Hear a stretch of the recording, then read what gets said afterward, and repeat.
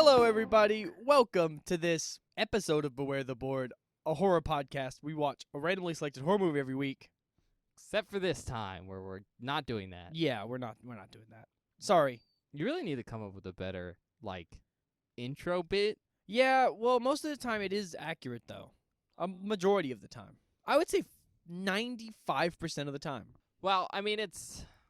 Every board episode, every holiday episode, every guest episode, it's always random. I never know what it is. You don't know what it is, but I know what it is. It's random to me and the audience. I guess, but I always feel like everything that is in a board episode isn't random because you're not, selecting from a group of unknowns. Sure. So That's it's fair. technically not random. Yeah. It's a mystery episode. For you. For me. 100% of the time. But it's not... Well, not 100% of the time. Well, okay, yeah, I was Sometimes gonna say, you know, holiday episodes, but... I try not to know on holiday episodes. If you ever go should I tell you? I always usually say no. Yeah, I know. It's not exactly like a random thing. Anyways, we're watching Friday the 13th today. Yeah, we are. This is kind of a cool experience because if it wasn't already obvious, we've watched franchise on the show before. We've started some. Very specifically, the actual show, Boy the Board. And the implication there is that we're going to have to finish them eventually. Not the implication. The hope is that we finish them eventually. We'll get there. However, our format's not really made for doing that, especially because I don't feel super comfortable putting, multiple sequels on the board, even if we've covered the initial episodes. Yeah, that's fair. Because it makes those episodes kind of, I think, harder to approach. Mm-hmm. Because it implies you have to have seen the original episodes, especially with how we talk about stuff. Mm-hmm. And so we basically have to relegate everything we don't cover on the board to covering somewhere else. And, sometimes we might have an excuse to cover later entries on a series. For instance, we covered, 4 and 5 for Halloween? Yeah, we did Halloween 4 and 5. On our convention prep episodes. Mm-hmm. And that was kind of fun, but that's probably not a normal thing, because for similar reasons, I probably won't release a sequel for a holiday. Mm-hmm. Yeah, that'd be weird if we did one for a holiday. I never thought about that. It's also kind of frustrating because, the only reason I'd see doing that is if we released the original for a holiday and then we were like, let's do the next one the next year. Yeah. But that's frustrating from, I think, an audience perspective because it's oh, they just did the same thing 2 times in a row. And I waited a year for it. Well, yeah. I mean, sometimes there's exceptions, but, Anyways, whole idea now is that we're basically going to have a separate kind of thing where we'll finish up series. Mm-hmm. But to, celebrate that, rather than finishing up a series, we thought we'd have our inaugural, mini-series on this part of the show cover a full series. Very specifically, Friday the 13th. I'm really excited to watch all these films. I'm dreading 12 of them. Because it's what is the maximum we've done for a series? We've done what? 4? Yes. And that's Halloween 1, 2, 3, 4, and we've also done 5, because Halloween 1, 2, 3, 4, 5. Oh, but actually 5, yeah. Yeah. I was gonna say it might have been Hatchet because we did all of Hatchet. Well, that was 4. That was only 4, yeah. But still, we've not gone this far into a franchise before, and I'm scared. I'm so excited. Because what if it's gonna happen when we get to 10? You know what I mean? 10 or 11. You're gonna love 10. I know I'm gonna love 10. 10's Jason X, and I've heard you squeal about Jason X. I want to watch Jason X really bad. You barely know anything about it. You're just space. Space Jason. Space Jason. Awesome. No, I'm just I don't know. I'm worried about the longevity of this franchise in my mind. Oh yeah, that is a valid concern. Because I'm just just gonna get that. Are we gonna get to 4 and 5? I'm gonna want to kill myself. I'm not gonna lie to you. For any franchise, obviously, but especially for slasher franchises, there is a very big concern of things getting stale after a while. Yeah. Especially once films transition to more cash grabby sequels, rather than sequels filled with love. Not many of those. A few. And depending on what franchise you are, there might be a lot. Mm-hmm. Looking at you, Child's Play. You're good for the most part. I want to watch those really bad. Anyways, yeah, there's actually some concern about how well you'll like the sequels. With that being said, you'll find this fun thing that happens in horror rather than most other franchises where the directors and the producers are like, okay, guys, look, we're not making fine art. We're making horror movies where people get killed. Mm-hmm. We don't have to make a good movie as long as we give the audience what they want. And most of the time they deliver enough to give you a fun experience. Okay. Make sense? Yeah. I think the point being is by the time you start to get tired of the premise, your ideas about what you want from the film will have just transitioned to, oh, I'm going to see someone kill someone else. I think the best example of this is with Halloween. Yeah. I mean, by 4 and 5, you're just like, I just want to watch Mikey just Kill murder people. some people Yeah. in cool ways. It's like, I don't care about all this plot. Exactly. Because it's not good anyway. Yeah. So you're able to, like, separate yourself from the movies if you don't enjoy them. However, I think one of the cool parts about these long-running franchises is because they're so long, both movie-wise and time-wise, you can get a lot of different experiences, and the movies can be significantly different. Not always. Some films are very similar. In fact, a lot of the films in these franchises are similar in a lot of the same ways, but you get, like, a different writer and a different director, and you can get some weird spins. Okay. Not to mention, like, since it's over time, culture changes. Mm-hmm. You know? I mean, if we're going back to Halloween, the first one was made in what? 1979? 79? Yeah. I think so, yeah. And the last one was made in, like, 2022. Yeah, God bless. We haven't watched those yet. And, like, obviously it's a big time difference. That's a big time difference, and that's going to affect what films are produced. So I think you'll be okay. That's what I'm trying to get at. Yeah, I'm hoping I'm okay, but I'm worried that when we get to the later parts, I'm just gonna be like, God damn it. Nah, it'll be a good time. I hope so. But yeah, anyways, getting back to it, we're starting with Friday the 13th. This is gonna be kind of an oddity. I don't know how often, if ever again, we're gonna be doing something like this. Yeah. Where we start a franchise and finish it. I wouldn't expect that, mostly because we already have a lot on the table that we need to finish. Yeah, I was gonna say we have a lot of stuff that we've started. So, you know, don't expect something like this again. Most of the time, it's gonna be like, we started these movies on the board. We're gonna finish the franchise, in its own little thing off the board. So, like, for future reference, if you're looking for like episodes like 1 through 5 for Halloween, they're gonna be scattered around somewhere else, and then we're probably gonna finish it here. Yep. Okay. On that note, we're actually going to get into talking about this film, if you're okay with that. Okay. Okay. Yeah? Yeah, I'm scared. Don't be scared, Bob. That's I you think always you're say gonna, that. I think you're going to have fun.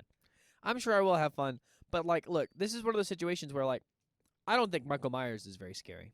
No, you and used I don't think to. the first Halloween is very scary anymore. But like, this is the first time I've seen this film, so if I whine and cry like a little baby throughout, to be expected at this point. Yeah. But I think you'll have a good time. For me, Jason's probably my favorite. The big slashers. Mm-hmm. I just think he's great. That's fair. A lot of fun. So I think you'll have a good time, especially because our opinions usually somewhat line up. Sometimes it depends on the movie, but yeah. At least for enjoyment. Yeah, and also like a lot of the movies we've been watching lately are very polarizing.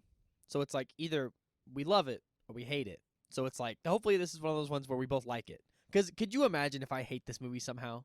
That would be insane, right? That'd be weird. That would be weird. I think it would be out of character. Just know, it's more of an issue of I know what films you like. Mm-hmm. I just don't see that happening. That's fair. That's totally fair. But I'm just saying. I think you'll like this one. I'm very excited. All right. I think this is a fun conversation to have now, before we actually start like talking about it. But what do you know about this movie? Jason exists. Okay. He kills people. Mm-hmm. He drowned in a lake, Crystal Lake. That's the name of the lake. Okay. He drowned in Crystal Lake and is returned for his revengeance or some shit. That's all you know about this movie, right? Yeah, that's all I know about in general. What do you know about the franchise? Well, I've seen the remake. I think we decided it's the remake. I'm pretty sure it's I'm pretty sure I've seen the remake. I saw saw that. Well, I'm not. Are we sure you saw the whole thing or just a scene? No, I saw the whole thing. Okay, because all you remember is one scene. No, because I remember how it ends. Okay. Well, don't describe it. I'll mime it to you to make sure I'm with the. Is that right? Or is that's just that one scene. Oh, is that? That's all you remember. It's just the one scene. Well, I thought that was the end of the movie. Nope, that's just a scene in that movie. Well, I've seen a lot of that movie. I think. I'm not sure because you only remember one scene from that movie. I would describe more scenes, but I don't want to spoil it for the audience. Oh, okay. But that's like pretty sure it's the remake. Other than that, his mom sucks or something, right? She's like evil. That's because I didn't really play the game, but I saw other people play the game, and she like would talk to him in his noggin and make him like do bad stuff or something or the other. I don't know. I'm just like spitballing here. Okay. No, I'm just curious. So, like, I know, and then the audience knows. Yeah. Okay. Hockey mask, machete. You know. The usual. Yeah. Usual killer stuff. Okay. You ready? Sure. Cool deal. All right. We're going to get into this. Description. It's the movie that started it all. Came out in 1980. Ooh, it's a clean 80s movie. Clean 80s. It's an hour and 35 minutes long, and it's rated R, Okay. so not too bad. Is there an unrated cut of this? I'm just gonna ask now. I don't think so. There's an uncut version of it. Okay. I was just curious.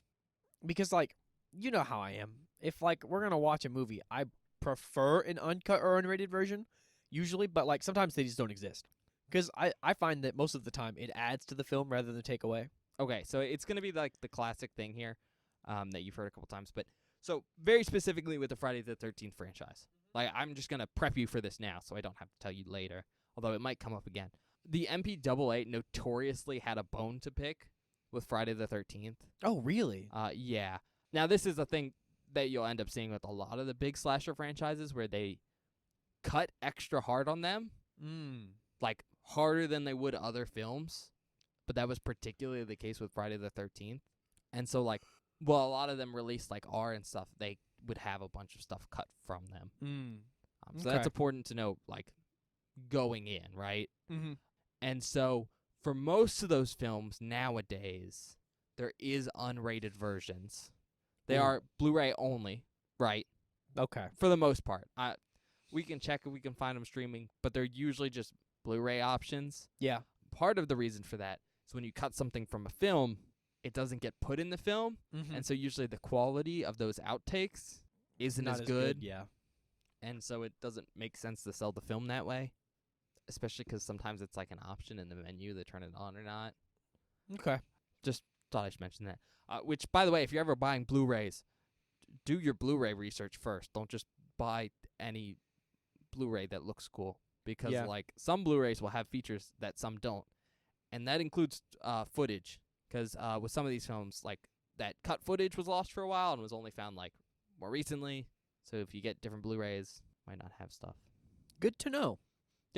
So does that answer your question? Yeah. Okay, cool. I was just curious. I do think there's an unrated Blu-ray for this film, but... I'll probably buy it. All right, review scores. IMDb gave it a 6.4 out of 10. Not bad. Tomato meter, 63%. Not bad. Audience score, 60%. Okay, this is like a pretty good like spread.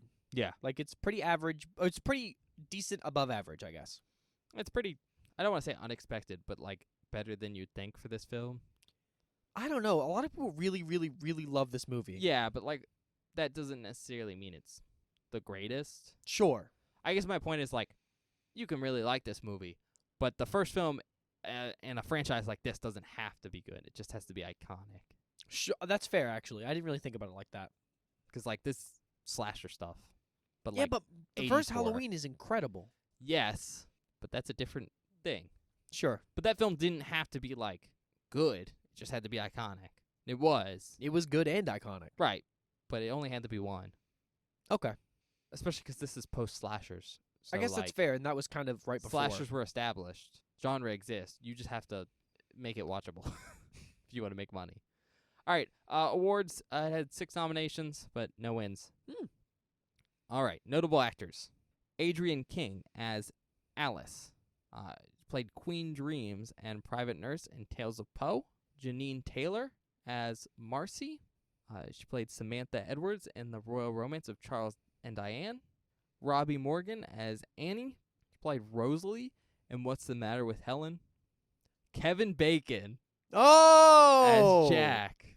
Holy shit. That came around fast. Yeah. What episode? That was an episode we did a while ago. We talked about Kevin Bacon being in a horror franchise. I didn't know what it was. I assumed it was Tremors. Yeah, we also talked really recently about more famous actors, like, starring in, like, horror movies when they were really, really early on in the that was career. the same conversation. It wasn't the Damn. same conversation. Yeah, it was. Yeah, was it? Yeah, we Oh, talked I about guess it it right back was. to back because I was Yeah. like, Kevin Bacon, And Tremors. I was like, we'll watch whatever that movie is soon. yeah. Knowing full well we were going to do this. I had no idea. I know. That's awesome. Yeah. I like Kevin Bacon. Yeah. He's also Great Man, Valentine, McKee, and Tremors. Oh, we gotta watch Tremors, I dude. love Tremors. We have to watch Tremors. You We seen both. Tremors? Yes. Yeah. I love Tremors. It's great. Fantastic. It's ground jaws. That's why Bob likes it. It's like Jaws, but without the fear of the ocean. Yeah, man. The worms just look so fucking cool. You're not worms. Okay. You're right. I'm sorry. All right. Harry Crosby as Bill. Played Steven from Double Trouble. He was on one episode. Lori Bartram as Brenda. She played Karen Campbell from Another World. She was on 84 episodes from 1978 to 1979. Mark Nelson as Ned. Played Josh in The Rewrite. Peter Brower as Steve Christie. He played an auctioneer in Arthur. Rex Everhart as the truck driver. He played Maurice in Beauty and the Beast. That one's pretty cool. Crazy old man Maurice. Crazy old man. You know, Were you ever in Beauty and the Beast? I was in Beauty and the Beast. Okay, yeah. I thought so. Yeah, that's why you're making the joke, man. There is an amazing. So I did that show when I was in high school, and I played LeFou, Gaston's little friend, and it was me and my roommate Jesse, who you know. Yeah. And there's a whole song that we sing about crazy old man Maurice together, and it was so fun every time. It was so good because our other friend Dylan was old man Maurice, and we would sing it to him to make fun of him, and he would get so mad. It was awesome. All right. And then Walt Gorney as Crazy Ralph. Played Duke Domestic in Trading Places. Duke Domestic, what a name! Reminds me of Duke Nukem. I guess I'll wait to tell you the, I was about to say, you're not gonna tell me who it is? Yeah, we'll wait. It'll be a surprise. No, bro. Who is it? Who's who? Who's Jason? You don't want me to wait? I can tell you if you want. I mean, why wouldn't you tell? Is it like a spoiler? No, but I think it'd be cool to wait so we can talk about it afterwards. Okay, I guess. Because, we're going to have to talk about the Jason performance in particular. I guess. Is it someone I know? Is that why? No, but, for most of the reason I'm doing this, for, future reference, Mm-hmm. we're going to come to films where, you know someone. Mm-hmm. You know Kane Hodder's in this I love series, Kane Hodder. but you don't know which movie it is. I know he's in. I know one that he's in. You know Jason X. We but talk about Jason X so much on this podcast. that's You've never because fucking you seen know it. nothing about it. You just know the premise is Jason in space, and you find that very funny. I do. It's entertaining. I kind of want to set the precedent of not telling you who the Jason actor is until you've seen the movie, in case you want to take a guess at who it is. Okay, that's actually kind of fun. Yeah. Okay, sure, we can do You that. okay with that? Sure. Yeah. I could tell you now if you wanted. No, but- we can save it. It's fine. You sure? Mhm. Okay. Sorry, I didn't run that by you before we did this. No, I was confused. I was like, is he not going to tell me anything? All right. Director Sean S. Cunningham. He's also directed Deep Star 6, which definitely one of those films that only got made because Sean S. Cunningham was attached and he made Friday the 13th. Oh, really? Yeah. Okay. I've seen it. It's not that bad. Oh, okay. It's a little bit odd because, I'd never heard about it Mm-hmm. because I watched it a long, long time ago. And it was just, on Amazon for free. Nice. That tells you something. By the way, lots of low-budget, not-so-great horror movies on Amazon for free. I mean, Just yeah, on there are Prime even good Video. ones on Amazon for free. You can watch Return of the Living Dead if you got Prime. No, I know. I'm just there is a shocking amount of, lower budget or B movies Mm-hmm. on Amazon Prime. Great place for looking for, horror movies if you're into that, grouping. Because, Yeah. I mean, I really like Return of the Living Dead, but it's also not, a mainstream horror movie for the most part. That's weird to me. It's 'cause I famous love it. now, but it's, you know what I mean? Yeah. Anyways, interesting movie. Underwater. Are we? Oh, I was gonna say, could we watch it on the podcast? Is it a horror movie? Yeah, it's a horror movie. I just Okay. it's a water horror movie. Buh. Buh. I hate it. All right. The writer's Victor Miller really hasn't written a lot of other stuff. Oh, interesting. I mean, he has credits on all the Friday the 13th films Okay. because characters by, but okay. classic movie stuff. Mm-hmm. However, he did write 192 episodes of All My Children from 1985 to 2006. Is that a sitcom? No, All My Children is a I don't know what that is. Never heard of it. Daytime soap opera. Oh, it's like- a soap. Okay. What's the one your mom really likes? Days of Our Lives. I do want to mention though that like there is like an uncredited writer for this film. Oh, that's cool. I don't know how much he contributed. Like I know Victor Miller was like the writer for this film, but the guy who's uncredited is Ron Kurz. Something else he wrote, Eyes of a Stranger, and 1981. That seems familiar. Now- I don't know why. It's probably not. Fair However, enough. I do want to mention right now, we'll see him later on another film in this franchise. Oh, So that's really kinda cool, actually. Budget estimated at $550,000. It's not a ton of money. No, it is not. It's a lot more than I was expecting, to be honest. I mean, yeah. I was expecting somewhere between 200,000 to 300,000, but like 550 is not bad I mean, considering. yeah. This is a pretty low budget movie, like all things considered. Yeah, for Like sure.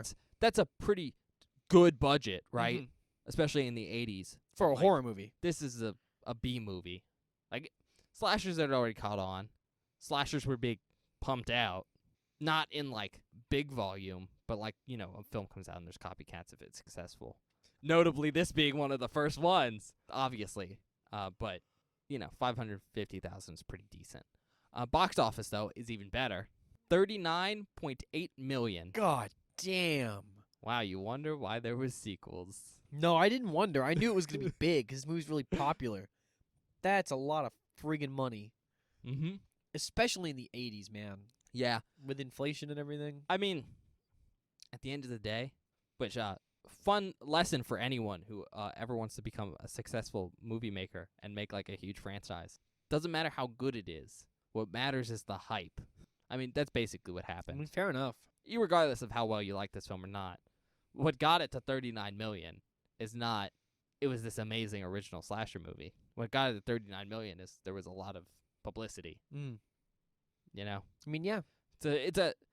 I mean, I like this movie. I think it's pretty decent, but you don't reach 39 million numbers with just being a good movie alone, Oh, yeah, for sure. especially in the 80s. You gotta have Nowadays, good you marketing. do reach that pretty easily, but Well, that's yeah. a very different economy. They're also a very different movie market in general. Yeah. Very good example of this, by the way.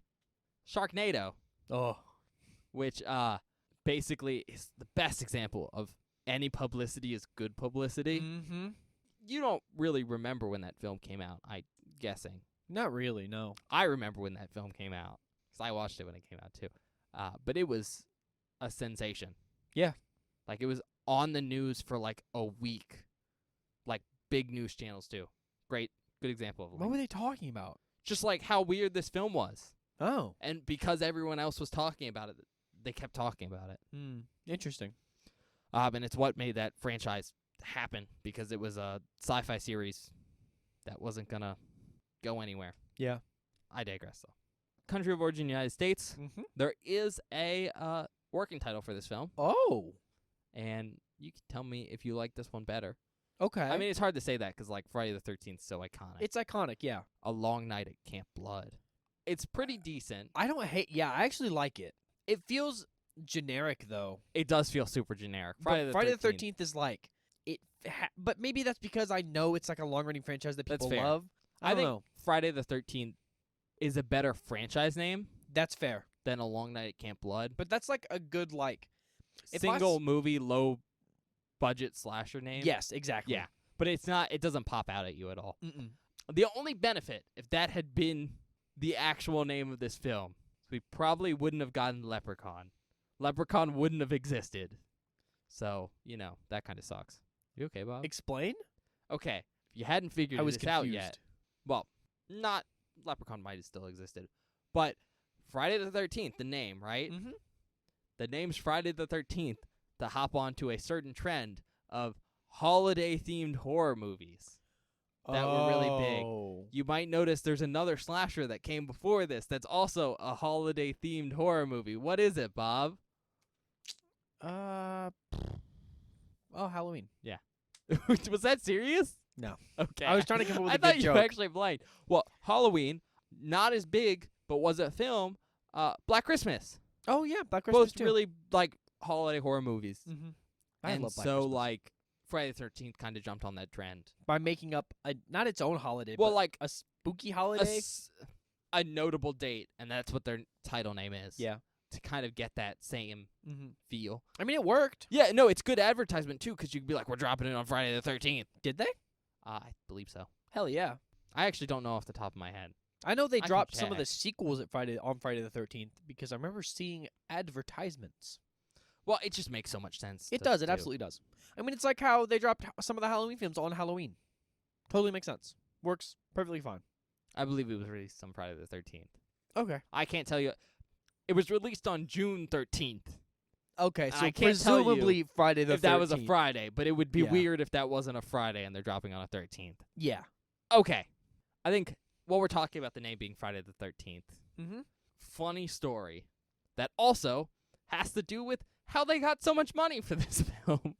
Okay. When the name was changed to Friday the 13th, I think it was the writer, Mm-hmm. because I think Cunningham had originally come up with A Long Night at Camp Blood, and then the writer proposed Friday the 13th, Victor Miller. Anyways, when the name was proposed, there was some questions about like whether that name had been used before. Oh, okay. Who knows, you know? And so what Cunningham did, and I will say this was probably also to like create some hype for the film as well, kind of a double-edged sword right here, is he made a really big news advert for the film. I think it was like the New York Times. Oh my God. It's also where he also tested a bunch of stuff like the logo and stuff there. There's a logo. Okay. Well, like not a logo, but like The font and everything for like how the the word. name Yeah. looks on like posters and stuff.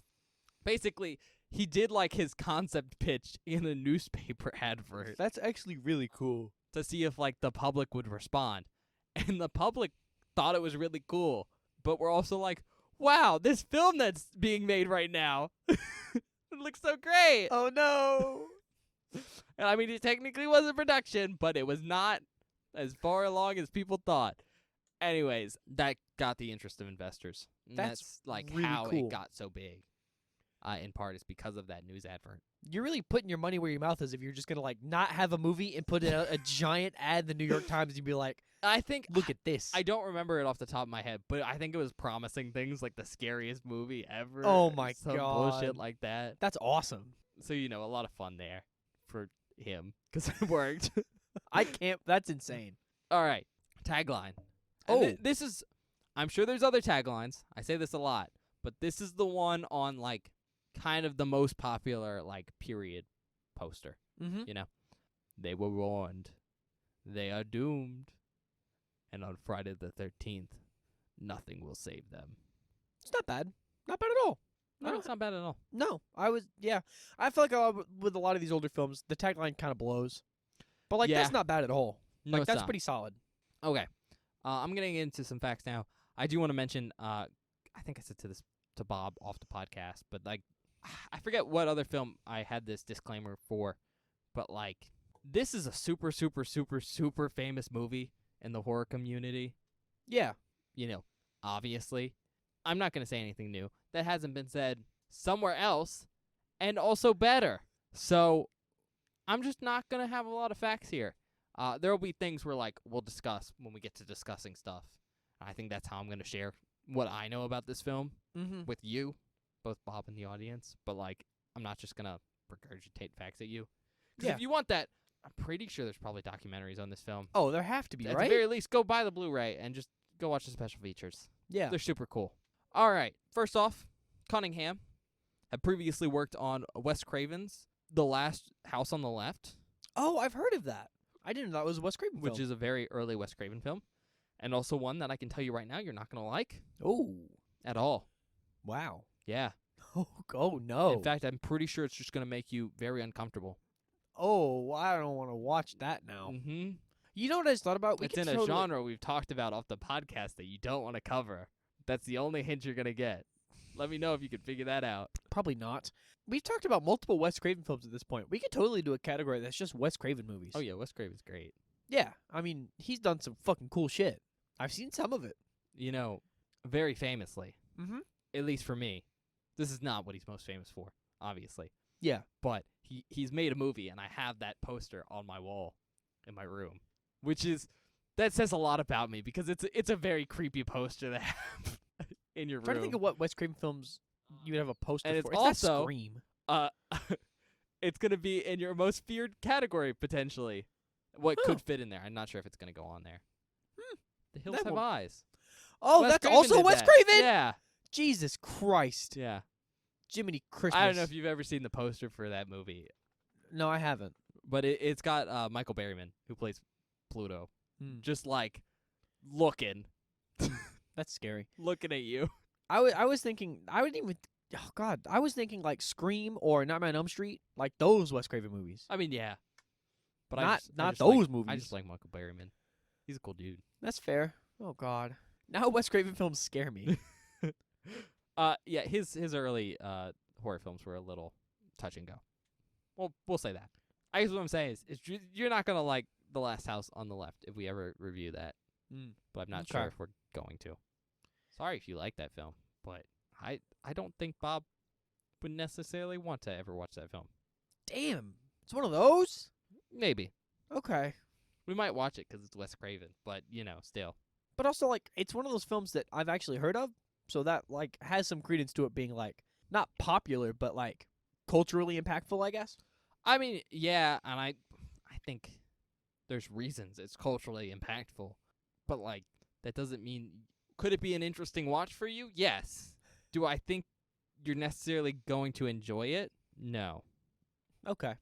I mean, do you want me to tell you the genre it's in? Oh no, I think I That have an category? idea. What is it? What are you thinking? Well, I don't like cannibals. Oh, it's not a cannibal film. Oh really? Yeah. Well, when you said isn't Hills Have Eyes cannibals? Yeah. I assumed it was a similar No, idea.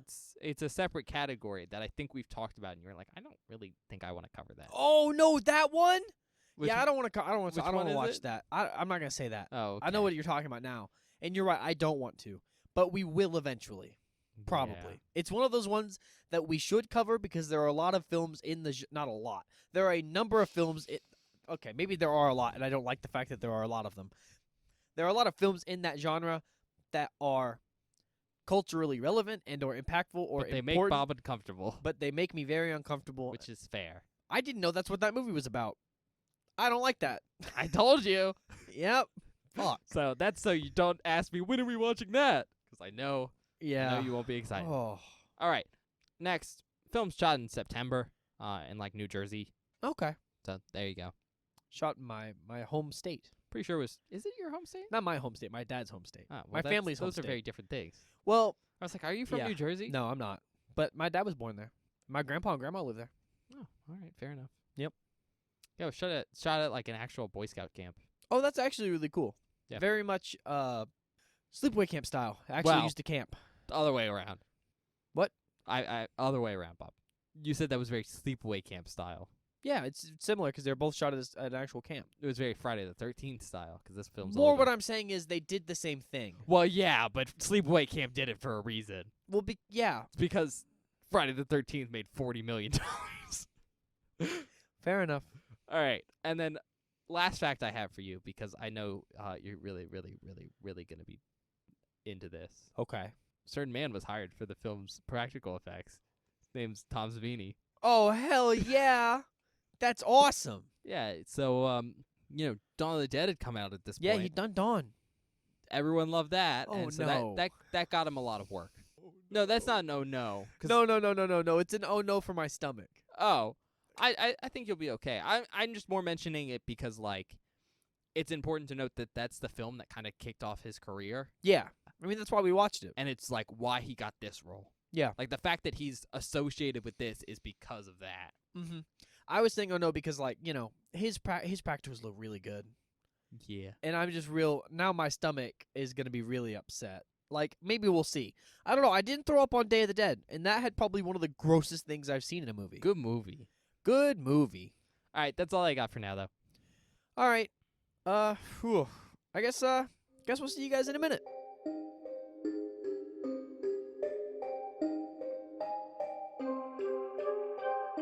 Hello, everybody. Welcome back.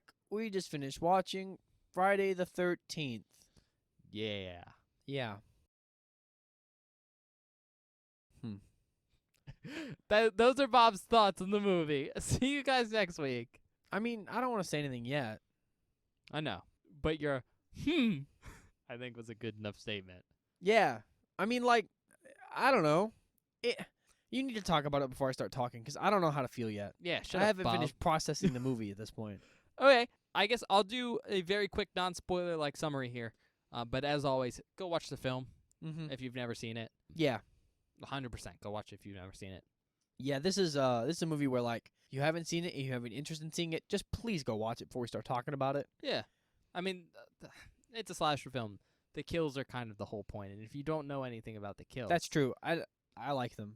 you know, it's kind of still surprising, but if you know the kills, there's nothing. There was one that I was just like, God damn. Yeah, but if you know all the kills, not to like spoil anything, but if you know all, like, there's nothing else surprising in this film. Now, to get into like the quick summary here, basically, this guy, his name's Steve. He doesn't like wearing shorts, or he likes wearing jean shorts, But no shirt. but no shirt. And a bandana around And his neck. high socks, Yeah. but low boots. Mm-hmm. Yep. And a mustache. Well, he doesn't wear the mustache. Unlike the guy in Sleepaway Camp, he's not wearing his mustache. His mustache Fair. is real the whole time.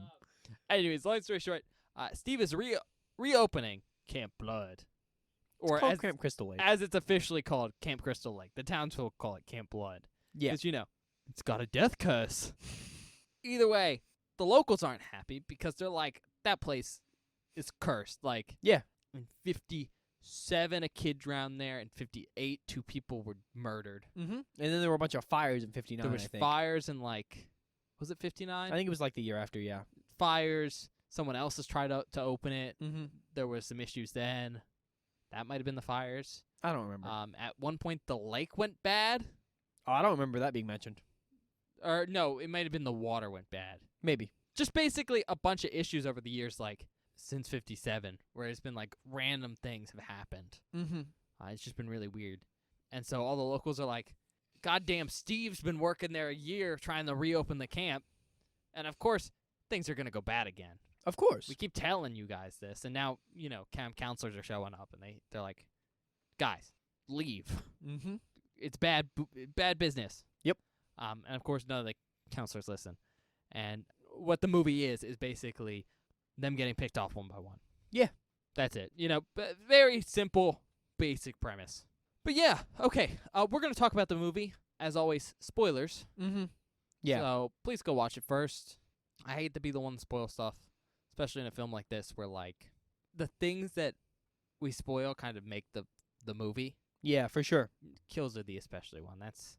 That's really what you're there for. Yeah, I mean, that's what most people watch a slasher for. So if we tell you about them, they're not going to have as big of an impact. They're not going to be as important. Because then you know who lives and dies, and that's kind of boring. Yeah. And also, like, I'm sure we'll talk about some of the fun parts of this movie, but, like, there's not too many. Yeah. All right. On that note, we're going to get into it, and we'll give you a heavy spoiler warning whenever we need to talk about, like, heavy spoilers, but Mm-hmm. general spoilers from here on out. Okay. Do you have anything to say, Bob?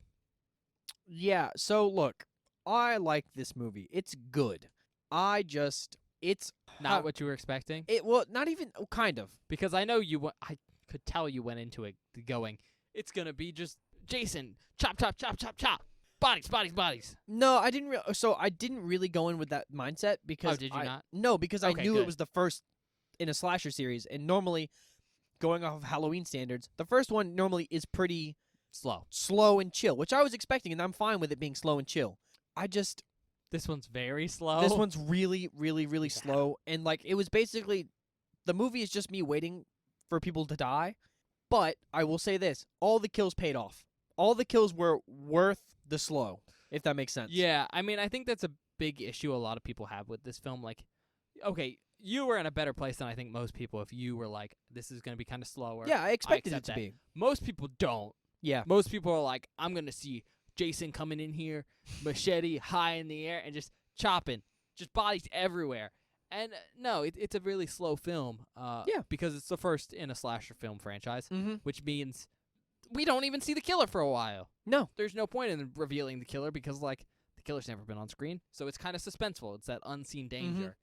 Which makes a lot more sense when you take it into the context of no one has established who the murderer in this film is. No one knows Jason as a killer. So the fact that he's not shown is actually scary. It's interesting, you know? Yeah, and I mean, this film takes it a step further, and I think it's part of the reason it's so slow, where, like, I mean, besides the cold open, Mm-hmm. you know, because there is a cold open kill.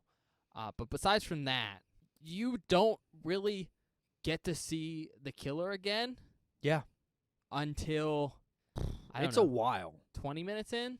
It's quite a while. Yeah, and I think that really sets the tone for the whole film. Of this is slow, Mm-hmm. because after that, it's like you see something prowling in the distance in reference to it. Yeah. But I think there isn't another kill after that I mean, they're really That one spaced apart. till another 30, 40 minutes in. Mm-hmm. And But- then they all happen like right at the end Yeah, but I do like the fact that it's like slow like that because it allows to build tension. to build tension. And you know me, I like suspense films. They're fun. They're like they might be my favorite kind of film we watch on the show because they're not like hack and slash is fun at times, but suspense films are actually scary. And this scared me, but it didn't scare me. It unsettled me. Yeah, I mean, I think it does a good job trying to build all that up. I think it's just very hard because it's basically impossible as a modern audience to view this as just like a standalone film It's that was intended to be a standalone film. Mm-hmm.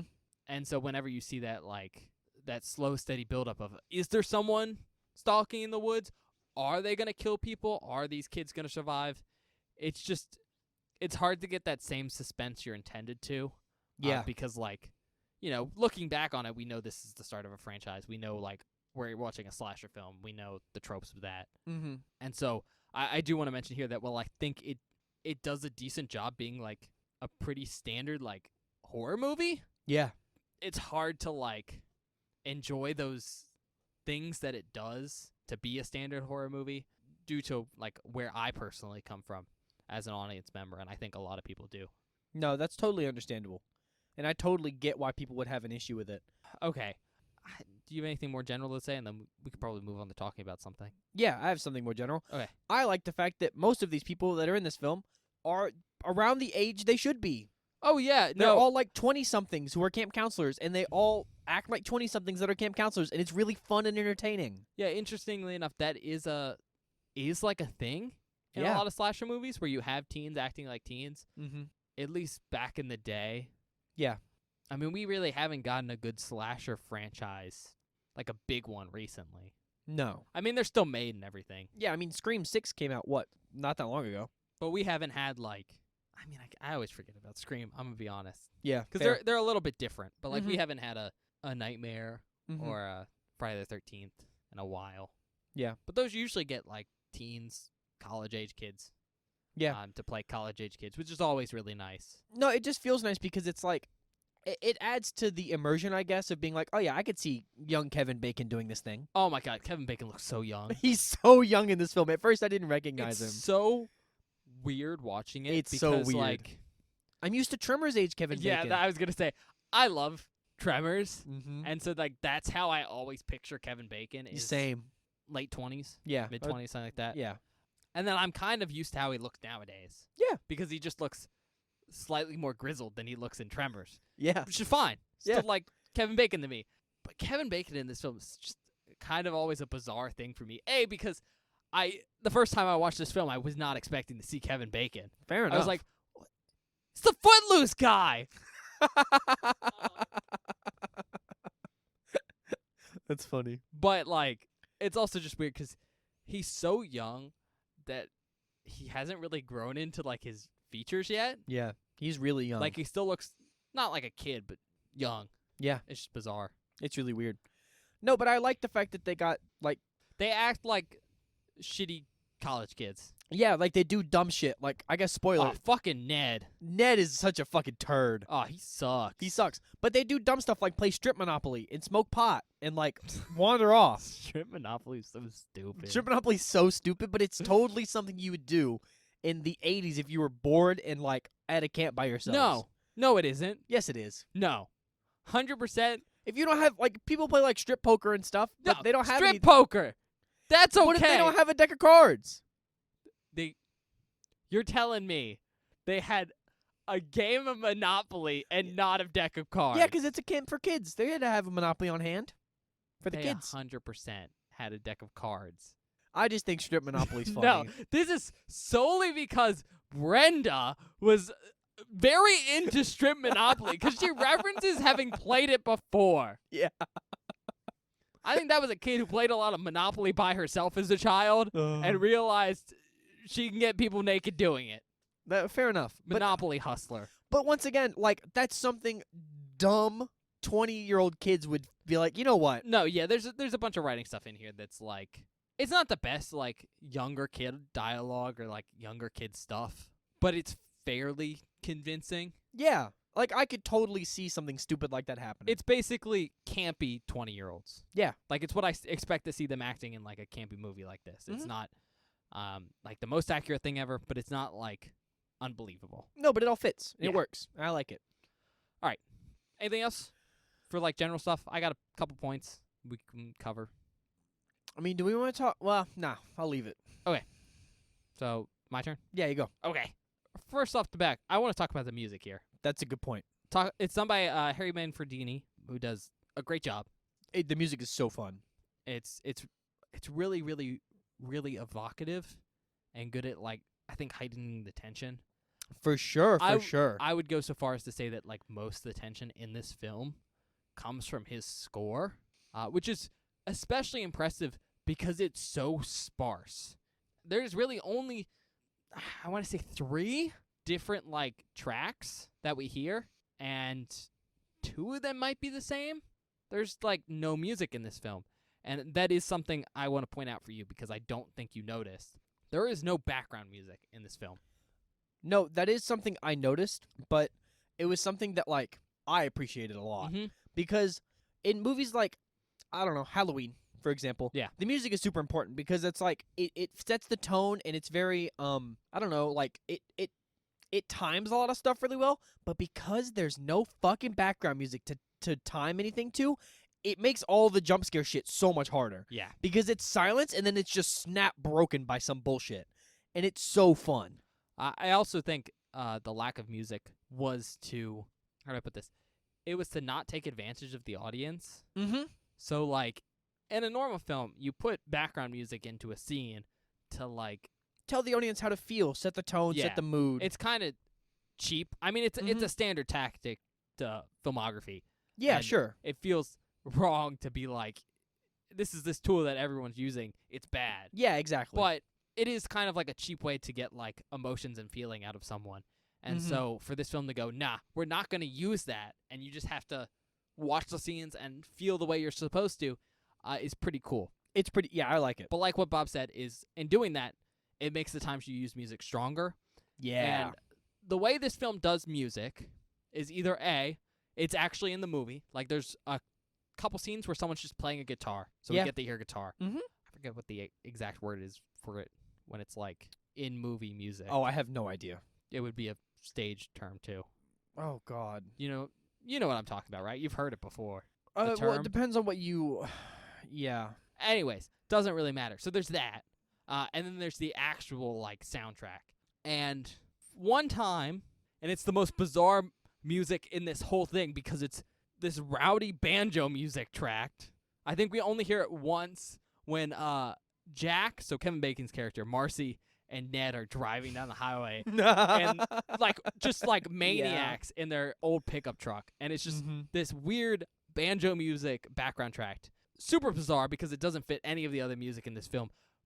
But I assume the implication is that's playing on their car speaker. Mhm. Yeah. That's how I've always read it. Yeah, same. And so, again, that's technically, like, in-movie music.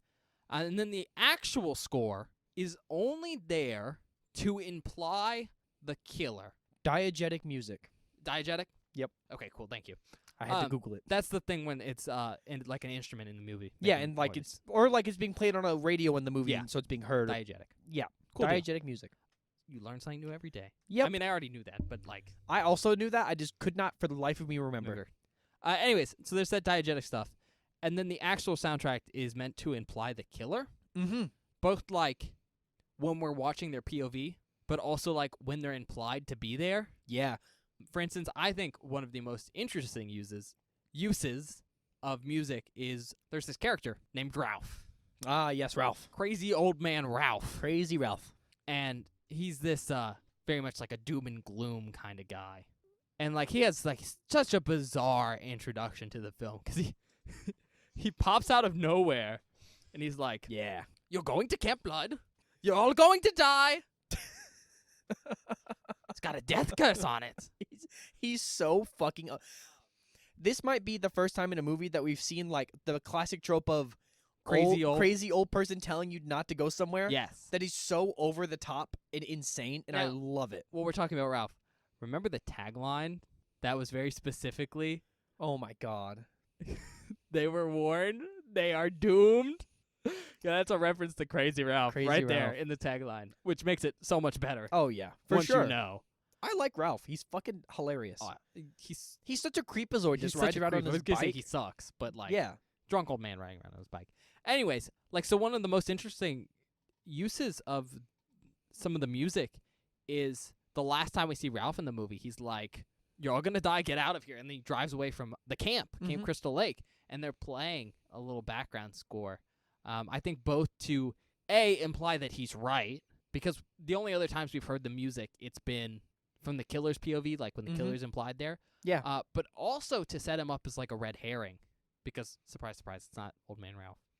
No, and that's part of the fun of like making the killer unknown throughout this movie is because if you watch this when it came out, you have no goddamned idea who the killer is, I mean, and yeah, it could be any number of people. we all know. Guys. We all know, in the modern day who it is, of course. But like, this is the only movie, and you're seeing it for the first time. You're going, it could be Old Man Ralph. Yeah, and I think they do a good job of it, especially because like it doubles down on that whole music soundtrack, Mm-hmm. because it's a slightly different track than the killer track. So it's not like, this is it, guys. It's like, here's Ralph. He's warning you, but here's some music. Yep. Why does he get music? Anyways, point being, I just wanted to say the soundtrack in this is great. It's banging. Moving on, I do have one big issue with this film. What? Bob doesn't have an issue with it because Bob's a heartless monster. Oh my Um, god! You Don't call me a are. heartless monster. You're a heartless monster. No, this is not me being a heartless monster. This is me going, damn, that sucks. But like, horrible, whatever. horrible person. They kill a snake in this film, they do. but like actually kill a snake. Mm-hmm. Yeah, I don't like that. I mean, that's a completely fair thing to not like. I'm not a big fan of like. Animal cruelty. I mean, in defense of this film, they killed that snake immediately. Mm-hmm. They just chopped its head off. So Oh yeah. it didn't die right away because they stay alive for a little bit, and then they have death rolls. And you've ever been around a dead snake? I've killed or a at least snake. seen. Yeah. So point being, they killed it really fast, which is better than torturing it. Yeah, for sure. But like, how do I put this? I'm never a fan of like killing animals in movies. No, I'm not either. But Mostly because it's like, okay, it's one thing if you're watching a documentary and an animal dies, well, yeah. because that's just like a part of the events that are happening. Mm-hmm. But when you're killing an animal specifically for like entertainment purposes, Mm-hmm. it's kind of shitty. And so I think that kind of makes that scene not great for me. Also because I just like snakes, I mean, fair enough. so that's cool too. I guess where I'm coming from is, I think it sucks that they killed a snake, and they shouldn't have done that. But also, like, if that was acceptable when they made the movie, I mean, that was whatever. it was acceptable. It wasn't like great. Sure. Like it was frowned upon. You were just still allowed to do it. Exactly. That's what I'm saying. Like, I don't know. It's one of those things where I'm just like, it was a part of what they were doing at the period, so they did it. Fair enough. And I it just sucks that they did it, but they I did. remember watching this film for the first time and then seeing that scene and being like, "Oh, No, that's fair. That's completely fair. that was not great." Because I think that was I think that might have been the first time I saw like a movie where they actually killed an animal. Oh, really? Like I'd seen documentaries and all that stuff, but I think for Oh, like yeah. an actual movie. Are there other horror movies where they do that shit? Oh yeah, Oh, God. because like again, before there was rules against it, you could just do that.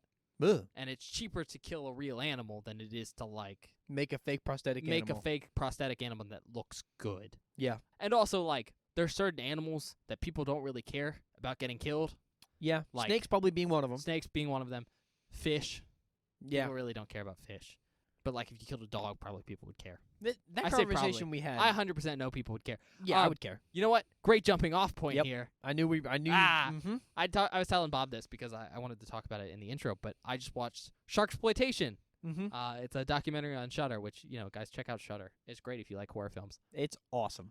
But they have a section that's just horror documentaries, which I love because I like documentaries, but I have trouble finding a documentary that I want to watch because it's a time investment Mhm. and I need to be interested in the concept. So horror documentaries are great because it's either a cool like subsection of the genre I'm learning about. Yeah. Like, they have a documentary series on cursed horror films, or it's on, like, a specific film franchise.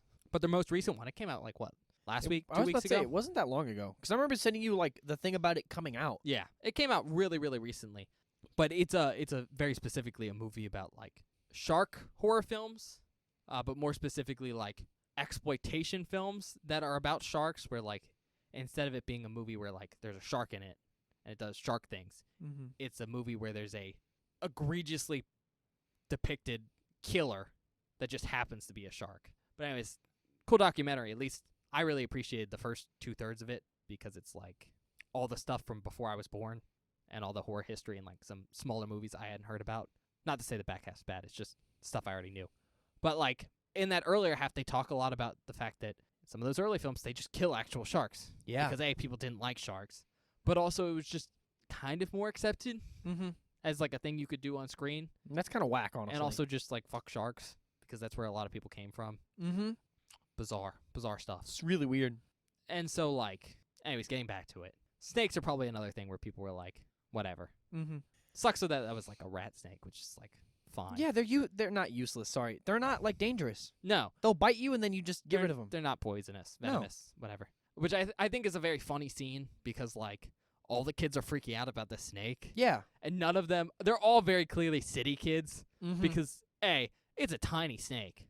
yeah, it's like- not big at all. I don't know, maybe a foot, 2 feet. I would say probably a foot, Very foot and a thin. half, maybe. Like that could, I'm pretty sure it's a rat snake, right? Yeah, it looked like. But it could not eat a rat. no. It could eat maybe a baby rat. So very, very, very tiny, and all these kids are freaking out. Yeah. Like to the point where they all run in, and none of them can do anything. Yeah, they're all fucking shitting their pants. With that being said, I've described why I thought this scene was kind of bad. Yeah. Do you want me to actually make this scene bad for you? Oh God. So, besides, like, they killed a snake, because I already think that's pretty bad. What makes it really bad is that that snake was someone's pet, and they didn't tell him What the that they fuck? were going to kill it. I assumedly he was, like, a snake handler guy. And Oh they were my like, Can God. we use your the snake in the movie? It's like, yeah, killed it. That's Without telling him. Fucked up. Yep. That's why That's that so scene's much worse. kind of rough Like, for me. it sucked that they killed like a wild snake or something, or a snake that they bought from a pet store. But like someone raised that snake. Like that was someone's pet, man. Yeah, it's already bad, but that just makes it so that much makes worse. it so much worse. What a bunch of fucking dickheads. Yeah. God bless. That's Yeah. really shitty, dude. Yeah, it's not great. Ugh. I let you defend it, and then I just ruined it for you. I I thought that'd mean- be a funny way to do it. All right, moving on from snake killings. I think before we get into maybe like a heavy spoiler section to talk about like the kills and stuff like that, Mm-hmm. we need to start and talk about like the simple fact this film is definitely derivative as hell. Yeah. Let's be honest. Like, it's a slasher film made in the wake of Halloween, trying to hop onto that slasher craze. Yeah. That was just starting. Like, it wasn't big yet, but, you know, just kind of starting. Mm-hmm. And the easiest way to try and be successful, if you're, like, hopping onto a craze like that, is to go, let me look at these films that are already out and just take things that they do and put them in my film. I mean, straight up, first thing off the back that you notice, POV killer shots. Yes, but they're unique. No, yeah. I'm not gonna say any of this is like bad. I'm just saying it's stuff that it's like I can see where this came from. Sure. Now- That's completely fair. As with everything, it's this director, it's this writer, it's this team of cast members doing it, so it's gonna be different.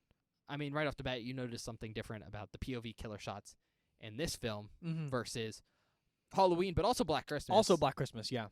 which is Instead of heavy breathing, which is like the common thing they would use, they do this cool like, you can do the noise I can't. Yeah, they do that instead, and it's like, at first I didn't know how I felt about it, but I think it's cool. it's pretty cool, right? It's pretty cool. Yeah, I I like love it it. a lot because it's like it's distinct.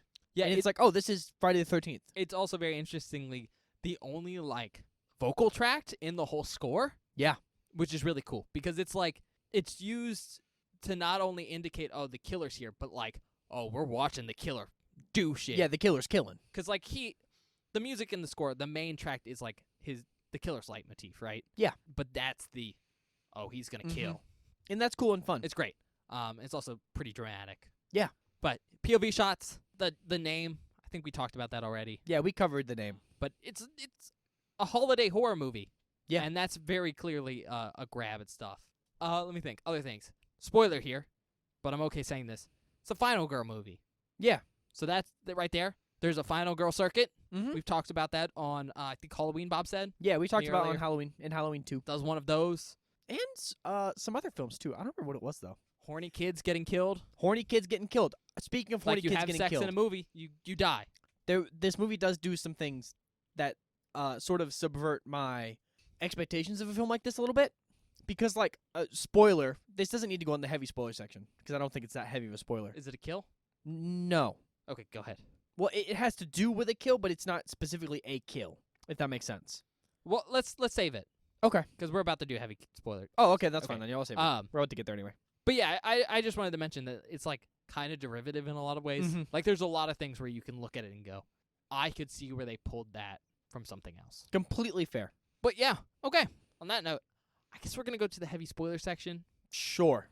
So like, on a serious note, guys, if you haven't seen the movie, go watch it before Yeah. you listen to this part. Yeah, if you don't want any of the kills spoiled, how the movie ends spoiled, anything like that, like, Especially because it's so different yeah. than what you expect from the franchise, Mhm. just stylistically. Not that 'cause I've seen them. They didn't, yeah, but they didn't know it was gonna be a franchise, so it feels like its own contained movie. Yeah, it wraps itself up. And I don't think a lot of people even have like the background knowledge of that. So I think it's a good watch if you vaguely are aware of the franchise. So yeah, go watch it. We're about to do heavy spoilers. Hi, everybody. This is Future Bob coming at you to let you know that if you do not want any major spoilers for this movie, like kills, the ending, anything like that, please skip to 1 hour, 35 minutes, and 8 seconds immediately. Once again, that's 1 hour, 35 minutes, and 8 seconds immediately. All right, we're here in the spoiler section. Hope you guys are ready to hear some heavy spoilers or some fun stuff to talk about if you've already seen this film. Yeah. All right, Bob, what was the thing you were just about to talk about? Okay, so, like, we were talking about how you think this film is derivative of, and it is. I'll give you that. It is derivative of other slashers that came before it, but I think that's fine. Because I think what's really cool about this film is that it subverts some of the ideas that I came in with. Specifically, the classic slasher idea of people having sex get murdered. Yes. Because there's an awesome scene. Spoilers. This is the spoiler section, Also, so I can sling I it. do want to say, though, like, the people having sex getting murdered is very much a thing that was invented in, like, Halloween, right? Yeah, for sure. Whereas, like, you're horny. Yeah, you Linda die. and Bob got murked. Now, I will say, though, that, like, I think you're very specifically saying while they're having sex, Yeah. that didn't exist yet. Oh. Yeah, that trope didn't exist yet. Well, anyway. That wasn't for a couple more years. Well, this is a cool thing that I noticed that was interesting. Just like, I don't know, I feel like there was enough time passed between them having sex and being murdered Yeah. that it didn't feel connected. No, it felt connected. It was connected, but it was like looser. But what I'm about to say is like, so you're watching these two people have sex, and it's fine, it's whatever. Like It goes on for a little long, though. It goes on for a while, and you're expecting something bad to happen to both of them During sex. during sex, and nothing bad happens.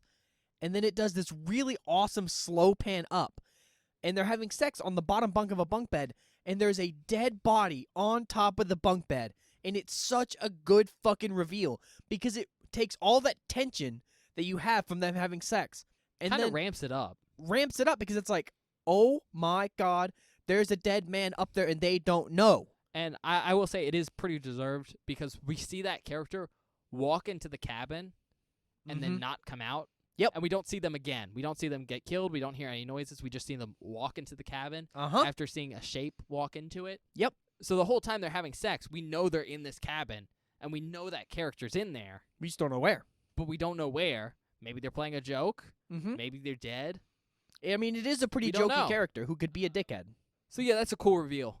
And I think the thing you're referring to is like they stop having sex. Yeah. And one of them walks away. Uh-huh. The girl walks away and leaves the guy in bed before he gets killed.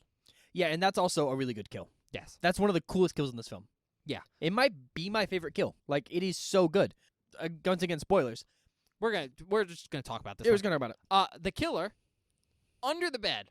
Under the bed. The whole which makes time. so much sense because you see the killer go in, the other character follow them, get murdered, and then it's like, okay, well, where's the killer? Yeah. Has to be somewhere in this room.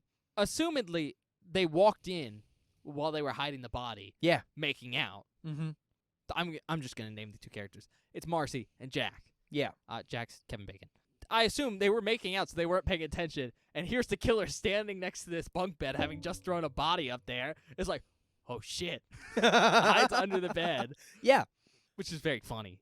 But honestly, the cool part of this kill is you don't expect it because you've already had that tension released because you saw the dead body. I wouldn't say it's released. For me, it was. I was like, oh, we're good. We're safe. That was what made it so surprising. I guess. For me, it's kind of this moment of like, they keep switching back between all these different characters because Marcy is split off at this point. So she's by herself. Kevin Bacon's by himself. Yep. And then there's three characters playing Strip Monopoly at the same time. Yeah. And so it's this back and forth of the characters playing Strip Monopoly and Kevin Bacon by themselves. And I think it's this fun moment of, okay, I know something bad's going to happen to Kevin Bacon, but how long are they going to make me watch Strip Monopoly? And it's kind of this back and forth of, is he going to die this time? Yeah. How about this time? And I think that's cool. I think it kind of builds tension in a way. Or not builds, but contains it, suspends it, keeps it going. Yeah. But what's cool about the kill is the actual execution because I did not expect it. It was really sick. I think it's an arrow. Yeah, so the killer reaches around the bed really quickly. Like, hand comes out of nowhere, grabs Kevin Bacon's forehead, and then we see... Grabs his mouth so he can't scream. No, grabs his forehead. Is it his forehead? Yes. Oh. Grabs his... I think it's his forehead. And then shoves the arrow through Kevin Bacon's neck. Yeah, from under the mattress. Yeah. Super cool. It pops out. It's like a broadhead. Yeah. It's sharp, not like a practice arrow. And blood spurts out of the wound. So cool. And fun fact for why that kill's so cool is when Kevin Bacon dies, you see his eyes, like, open, and he's, like, kind of blinking weird. Yeah. And his mouth's hanging open, and some blood flies into his mouth. That's how I know his mouth's not covered. And also, you wouldn't need to cover his mouth if you're stabbing him in the throat. Okay. It's kind of hard to talk. But Kevin Bacon just has such a look of shock on his face. Yeah, and right? it's good. Do you know why he has a look of shock on his face? Why? So, the blood effects malfunctioned, and they sprayed way more blood than they were supposed to. Because, like, when you first see the arrow go through, it just, like, kind of bubbles a little bit. Yeah. It's really subtle. It's kind of cool. And then it spurts into his face and mouth. And Kevin Bacon just wasn't expecting it. That's awesome. So he's actually, like, kind of shocked there. And you can really see it in his face. Which I got to say, props to him for, like, keeping the scene going. Yeah. Because I'm sure you'll buy this film and you can watch it again. There's this moment where his eyes are wide open, and then he does this full blink, and then he just has to go back into the scene. It's really great. Props to him for, like, not ruining the scene. Yeah, because it's really good. But it looks really good because he extra sells it on accident. And I think that's probably my favorite kill of the movie. Yeah, it's mine too. Because I want to say, for Friday the 13th, which is really well known for its kills and how cool they can get, there's not really a lot of interesting kills in this film. No, there aren't. There's some interesting, like, bodies we get to see eventually. There's some good reveals during the final girl circuit, but that's about it. I want to say, like, half the kills happen off screen, and around abouts. I think it's 3. 3 off the top of my noggin. Oh, it's 4. Yeah, so about half the kids die off screen. Yeah. And, that's disappointing. I always hate kills that happen off screen. At least we do get to see them. Yeah, and right? I think the body reveals are good enough to make up for it. They're okay. One of them is not great. Well, you don't like that one. I think that one's fine. We'll talk about that in a second. But most of the kills happen off screen, and that's kind of disappointing. I get it. It's for, like, technical reasons. It's more expensive to show a kill. It's harder. Perfectly fine with that. It's just kind of disappointing. But out of the kills we do get to see, I think there's, like, 4? Yeah. That's literally half. 2 of them are just throat slashes. Yeah. And, throat slashes, and this film look good. They do look good. It's Tom Savini. He It's does a good Tom job Savini, with, like, yeah. throat prosthetics and stuff like that. I mean, the Kevin Bacon kills a throat prosthetic. They all look good, but they're just, like, generic and disappointing just because And they're that's fair. not creative. Yeah. And that's its own kind of disappointing thing. And then, there's really only 2 kills that I'm like, wow, that's super interesting. The Kevin Bacon one. Yeah. Which I think is legitimately probably one of the most memorable kills in the franchise. In part because it's Kevin Bacon. I mean, come on. Yeah, that's fair. That's why people remember him in this movie. It's a cool kill. But the other one is someone gets an axe to the face. See, I wasn't even thinking that one. Which one were you thinking of? One that we haven't talked about. I shouldn't talk about yet because we haven't revealed anything about that yet. Yeah. That's the one that Someone I'm like, gets an "God axe damn." to the face, and I don't know. That's pretty cool. It's pretty cool. Yeah, it's not bad because like the reveal is like that you get to see the axe halfway out of her face, Yeah. and that's what's cool about that kill. The only disappointing part of that kill is you don't see the axe go in. Yep, that's it. Because it cuts away. Like you see it coming down, it cuts, and then you get in your Well, face. I don't even think you see it coming down. Do you? Yeah, like the shadow. Oh, yeah. I was gonna say I think you see it at the peak, Mm-hmm. and then you see it in her face. And in her face, it looks pretty decent. It looks pretty cool. Yeah. It just looks really static. Mm-hmm. So it's like it's a cool death, but not a cool kill. Yeah, I that's think fair. is the way I describe it. That's how I felt about another one too. And then moving on, I think to a good thing to talk about is the fact that we find the bodies. Yep. So there's a final girl circuit where the final girl is, doing the final girl stuff, running around, Mm-hmm. freaking out, and discovering bodies over and over and over again. And I think she only discovers, like, what, 2? No, 3. 3. Because she think so. finds her friend first hanging on a door. And that's the good one that I like. That's the good one. Dude's got, like, an arrow in his eye. He's got multiple arrows sticking out of him. Yeah. He's like hung up on a door. It's really cool.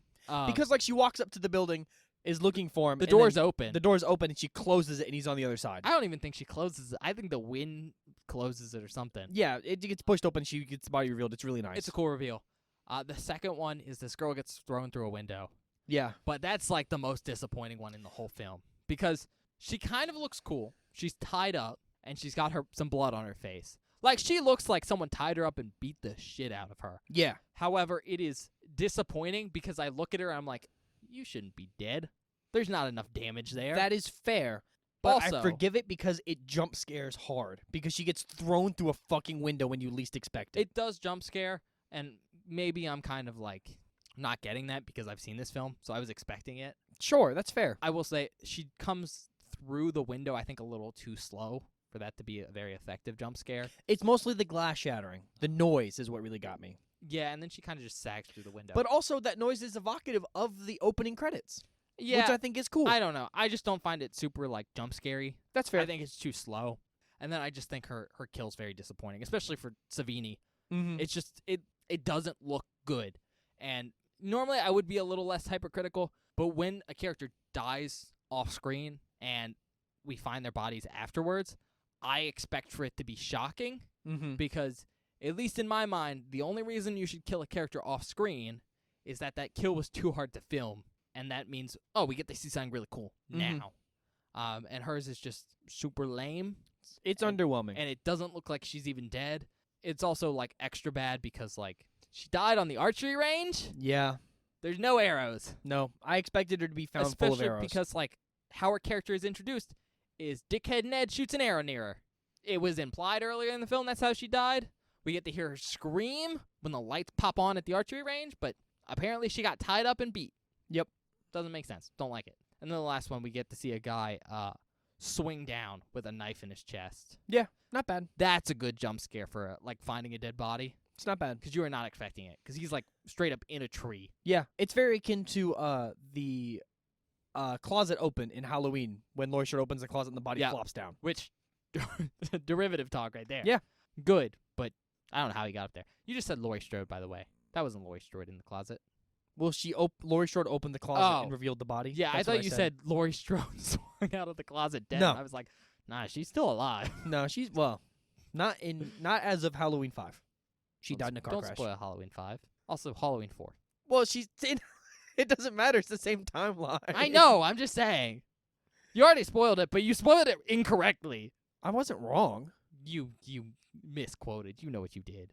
She's dead before Halloween 4 because she didn't want to come back for that film. Which is sad. I mean, understandable.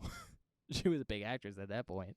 I guess. All right. I guess before we move on to like talking about the ending and stuff, what I do want to note about this Final Girl circuit is that it's super awkward Yeah. because like it gets off to such a slow start.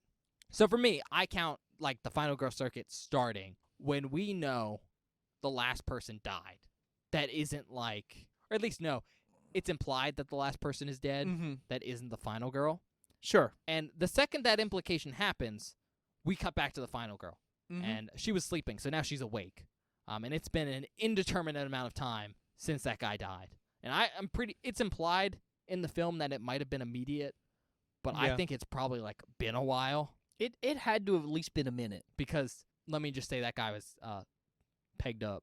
Yeah, they would have taken a while to hang somebody up like that. Yeah. But it just like starts so slowly. Because first of all, like I get coming to a slow start because like usually the final girl doesn't have any indications that anything's like super wrong. I mean, in this case, the final girl's very on edge, and she was probably like, that guy's been missing for a while. I should probably go look for him. But instead of like going to look for him, she starts making coffee. Yeah. And we literally get to see her almost make a full cup of coffee. It's just so egregiously long. And then she goes to look for him. And so you're like, it's going to start. She finds his body. Super cool moment. She starts running, freaking out. You know, we're like, final girl circuit's here. And then she runs back into a house and starts barricading it. Yep. Which, okay, that makes sense. I understand how a character acts like that.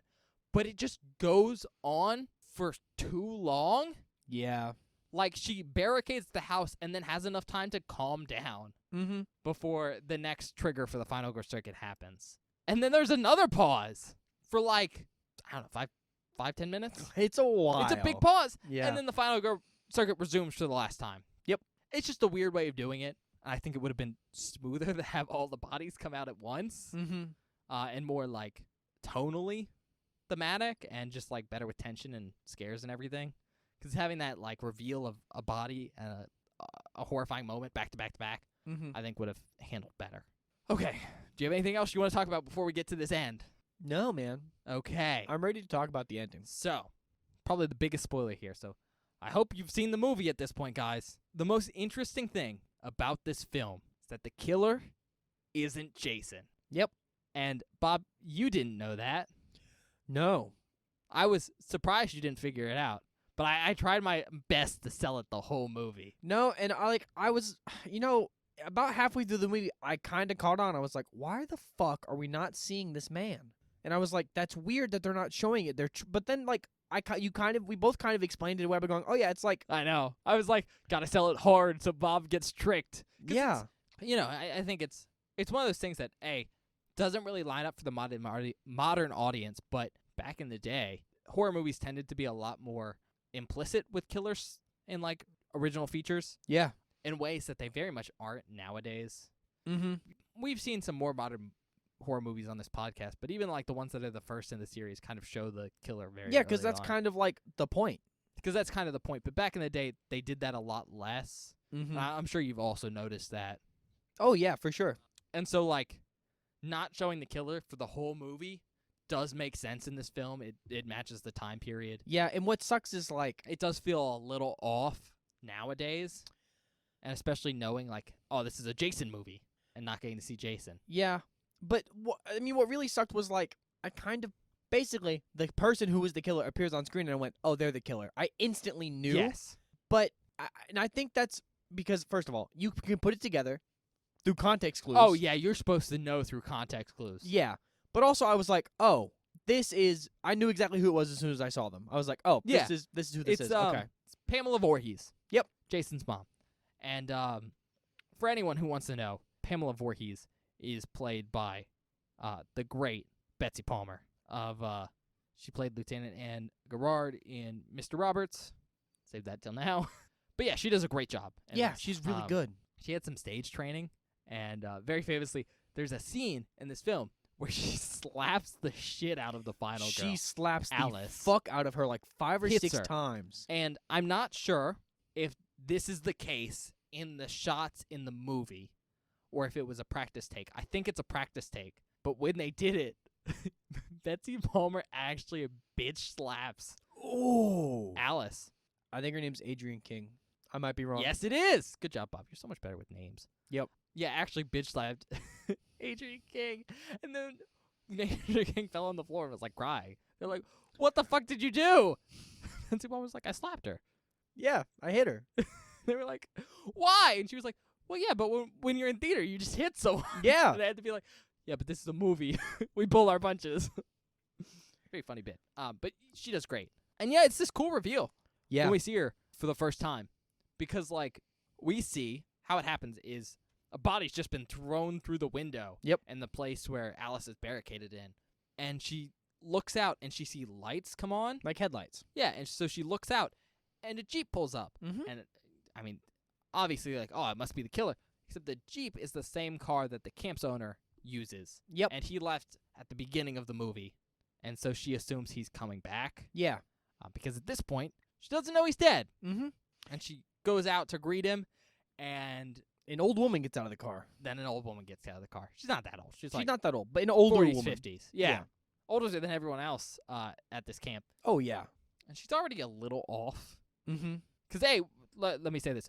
We know the killer drives this exact Jeep as well. Yes. And That is how you put also, it together with the context. we clues. know that Steve, the camp owner's dead. Yeah. So that it's is of course dead to her. rights. But she steps out and she's a little off, a little funky. Too much smiles for an old lady pulling up to this weird camp in the middle of the night for no Yeah, reason. at like probably 3 or 4 in the morning. And it's this slow reveal that, oh, this is Pamela Voorhees. And she gives this cool monologue where she's like, did you know a kid died here back in the day before the camp closed? Which, the most unhinged thing to say, because at this point, she's acting like someone who's just pulled up here, Yeah. and she has just found these bodies, Mm-hmm. and she goes, oh no, it's almost as bad as those kids that died in 58. Yep. Then starts talking about Jason. Super unhinged. Love it. In fact, she does this whole thing where she's like, kill him, mommy, kill him.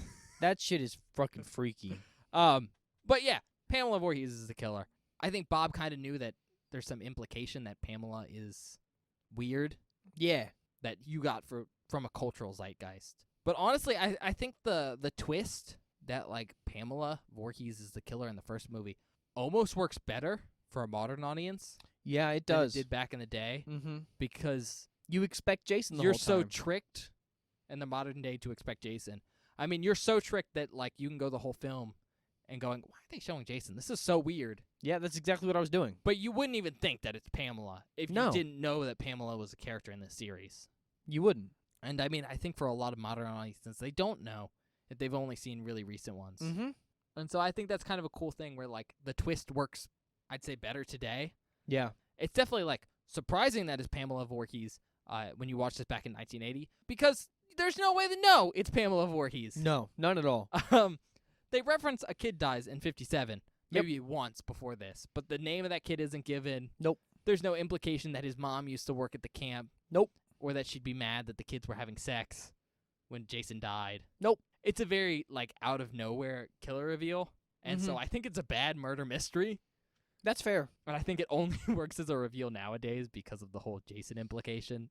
So that's kind of sucky for a movie that's Yeah. very much a murder mystery of who done it. They could have thrown in more hints. They needed any hints. They just needed to reference, like, oh, a kid drowned in 57. His mom worked there. Yeah. That's all they would have needed. Because oh, it's so weird that kids get murdered the year after a kid dies. If you had the mom work there would have at least been some implication. Yeah. But they don't have any hints besides mentioning once a kid drowned there. But yeah, however much I don't think that was a well-deserved reveal, Betsy Palmer really saves the end of this She's movie. fucking freaky, dude. It's so good.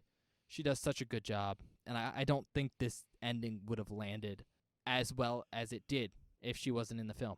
I don't think the film would have been as good as it was if she wasn't in the film. That's like- totally fair. The last 5-10 minutes of this film when she's on screen are probably the best parts of the film, Yeah. by far. I also want to say, remember that little line? The, ki, ki, ki, ma, ma, ma. Yeah?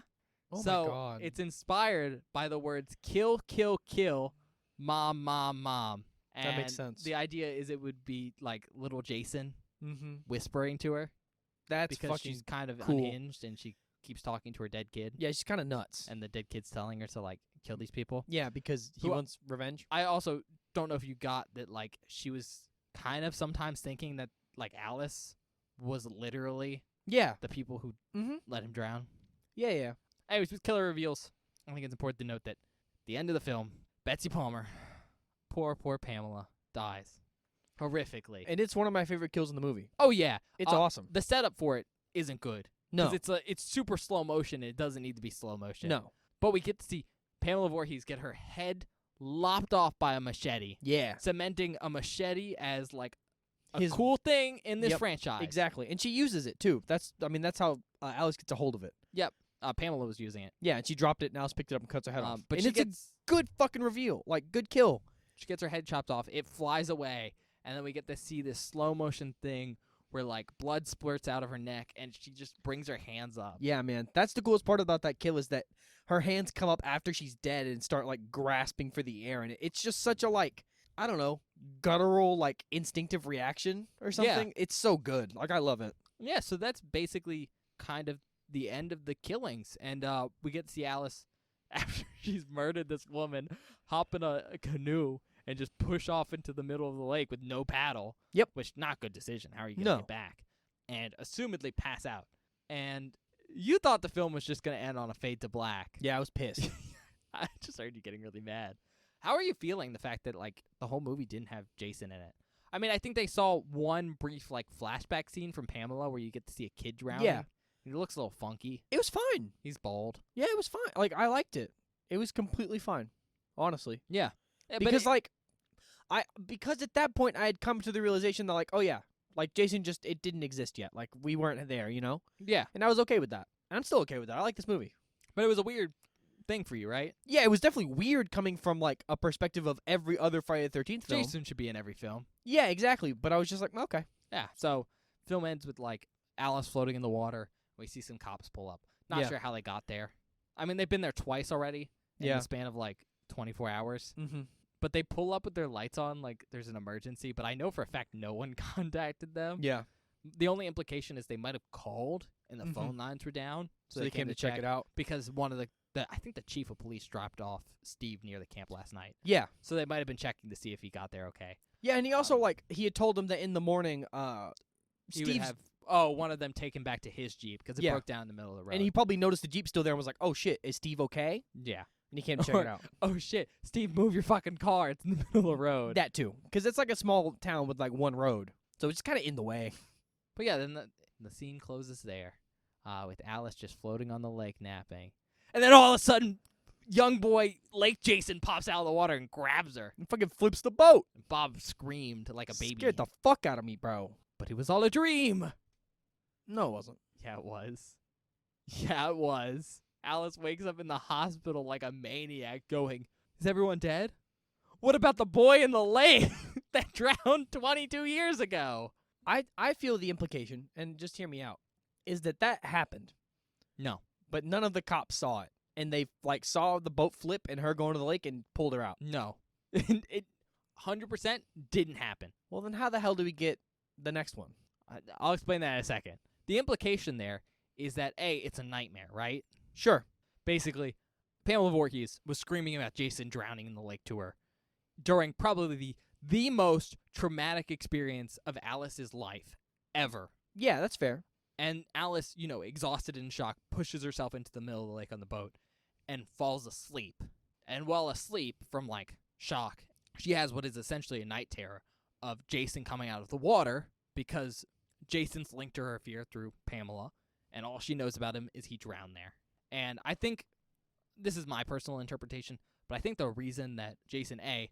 looks like not a normal child, we saw him briefly, but could you tell he was he's bald, his head's a little bit deformed. Yeah.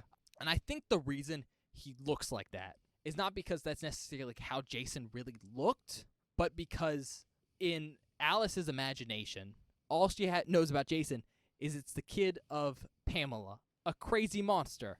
And so, of course, her kid must be messed up like her. Mm. And I think that's her brain interpreting those facts subconsciously. Yeah, that makes sense. And then also when he pops out, he's covered in sticks, Moss, and mud, like he's been sitting in the lake like a lake zombie. Mm-hmm. And when she wakes up and she's acting all crazy, and she's like, "What about the boy?" They're like, "There is no kid. No one saw him. We just pulled you out of the lake." Which I assume is not we pulled you out of the water because she would have drowned. I think it's more of we just got your boat out of the water. Yeah. Because again, she passed out. But she finishes the line by being like, "He must still be out there." Mm-hmm. And my read on that scene is, A, she wakes up in shock from a night terror. And so she's not all the way there. You know, sometimes when you wake up and you have a very intense dream and you're kind of like confused, and it's sometimes hard to be like, where am I? That's kind of fair. stuff going on. I think that's what happened at first. However, the he's still out there line, as they like fade her face into the lake and they focus on it, for me is meant to harken back to the idea of like the death curse over the camp. That makes sense. Now I Where, get what like, you're saying. The spirit of Jason, like his death is what haunts this camp. And that's why terrible things keep happening. That's why terrible things keep happening. His death caused his mom to go insane and caused her to kill everyone. And this line of he's still out there saying, even though Pamela's dead, Bad things will keep happening. there's still, bad things will keep happening. And I think that fade over Alice's face when we show the lake is maybe to imply that she'll be the next Pamela. Because now she has this whole obsession with the boy. Yeah. You know, she thinks he's alive, you know? Interesting. That's my read on the film. And, well, I can't be like, that's how it was intended. I can tell you that, like, when this film was written, Jason was dead. He died in 1957. Yeah. He was a dead character. He didn't matter. He had 2 lines, and he was basically shown twice. One without mud and stuff on him, and then one with mud. And that was it. As everyone knows, Jason comes back. And if you're wondering what the setup is for how Jason comes back in the second one, he just does. He's just alive now. He's alive and a grown man. Even though he died when he was like 10. No, he's alive now. He's a grown man. And he's pissed. And he somehow survived all this time without seeing his mother. Because for the first film to happen, Pamela has to think Jason's dead. Yeah. And So- she assumedly had a funeral So not and only buried his body. did he somehow survive and age up to Jason age, which is indeterminate, let's be honest, just big hulking and able to murder people, but also this kid who must have loved his mother Yeah. decided to never see his mother again and assumedly live in the woods or something? Oh, man. That's some Michael level shenanigans right there. And it's probably one of the biggest jumps in this whole franchise that you have to get over is the fact that the fact that Jason exists makes no sense. Like, as That's we know him. upsetting. It doesn't make any sense. That's like really upsetting. And you can find it. I've seen it. There's a couple clips where Tom Savini's really mad about it. I'd be really mad 'Cause, like, about it. From Tom Savini's perspective, his Jason's the little boy Jason. Yeah. That's what he helped make. Yeah. Who the fuck Completely is this fair. big guy? That's a dead kid. Why is he a grown-ass man? They don't, like, explain it at all? No, it just happens. It doesn't make sense. That's upsetting. And I think that's... Like, even just, like, some bullshit line like, yes, the death of his mother resurrected him. Or, like, maybe even Hatchet style, he's a ghost. But, Like, no. He's just a guy, man. He's quite literally a man. Oh, my God. He's not a ghost or anything in the second one. He's just a dude. Jesus Christ. And so, like, it just doesn't make a lot of sense. And I'm just prepping you for that because we're just going to start the second movie, and it's going to be like, well, Jason's in this one. That makes me really upset. It's kind of weird. I think it happened because, A, if you don't think through the line like I did with, like, my intent, Yeah. you could totally read that as, oh, maybe Jason is still alive. Now, again, that wouldn't make sense of how he's a grown man in the next film. No. But, like, her line of he's still out there, Yeah. maybe that's foreshadowing the fact he survived. Mm-hmm. Still doesn't make sense, but potentially there's some foreshadowing. However, I think the real reason they focus on Jason in the second film, and then, of course, from here on out, is because Pamela's dead. Yeah. How do we get someone who wants to be a killer? Well, we mentioned this one character related to her, and he might be dead, but he's the only character we know that is related to the crazy lady. Mm-hmm. So we should use him. And also, we used him at the end of the film, and that's what everyone remembers. Yeah, I mean, Everyone it's a remembers good jump Jason, scare, man. So let's bring him back. So I just wanted to mention that. Also, I'm going to tell you the name of the Jason actor, Oh. because it's the first Jason actor ever, Yeah, that's true. even though it's a child actor. I think Mhm. that's so interesting. That, like, the first Jason actor was a kid at the time. Yeah. And not, like, a stuntman. Just a No, kid. just some kid. His name's Ari Lehman, and he really hasn't been in a lot of, like, big things besides this one. Lots of smaller things. Lots of, like, I played Jason as a kid. Let me do this. Funniest film name, though. He played Phil the Security Guard in Leaf Blower Massacre 2. Well, we have to watch it. We have to watch it. When do you think that film was made? Oh, well, I would assume sometime in the 80s. Leaf Blower Massacre, Yeah, well, that makes sense. where he played a security guard. Yeah, but he's too young. Mm-hmm. 2015. 2017. What the fuck? Well, now we have to watch It it. sounds like the most 80s title ever. It does. It absolutely does. All right, I guess we're gonna leave the spoiler section. Yeah, here. we should probably go back to the normal audience and talk about the rest of this movie. Okay. We're back. Hello. For anyone who's interested, I just told everyone who the Jason actor was in the spoiler section, Oh, yeah. just because, like, I don't know, maybe that's a spoiler for you. I mean, yeah, I think it's a spoiler. Because, like, I didn't. You know, it was surprising. Yeah. It could have been Kane Hodder. That would be very funny. That'd be really weird since you know he plays 10. It's true. That's fair. There's a big gap between the 10 and There's the a first one. huge gap. And you know he didn't do all of them. Yeah, that's weird. I wish he had. That would make sense, though. Yeah, but I like him. I know you like Kane Hodder. He's one of my favorite people. This is a big dude. He's just so cool. All right.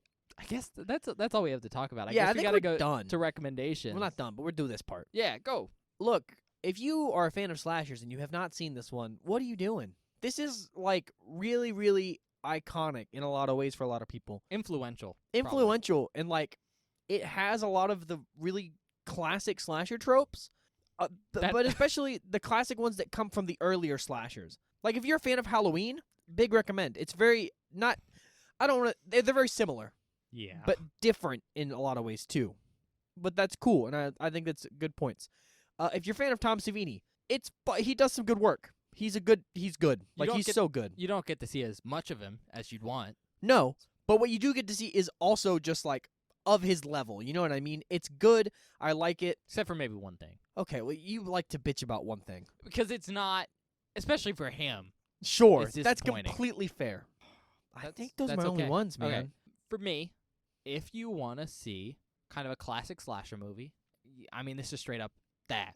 I mean, it's so early in, like, the zeitgeist of slashers that, like, the tropes that are really associated with that genre are just starting to come to fruition. So they're still a little bit clunky.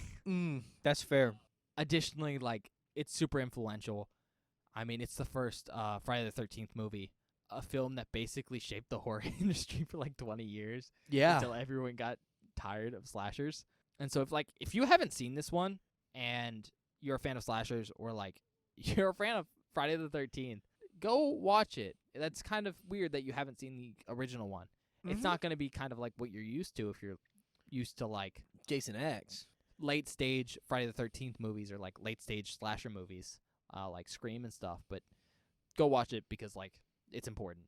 And then last but not least, if you kind of want to watch like a slower whodunit horror film, go watch this one. I mean, like, it's not a surprise who the killer is. No. It's no secret. But the way the film is set, it's like It's supposed to be. it's supposed to be. It's like there's someone lurking in the shadows. Who could it be? Yeah. Surprise. Surprise!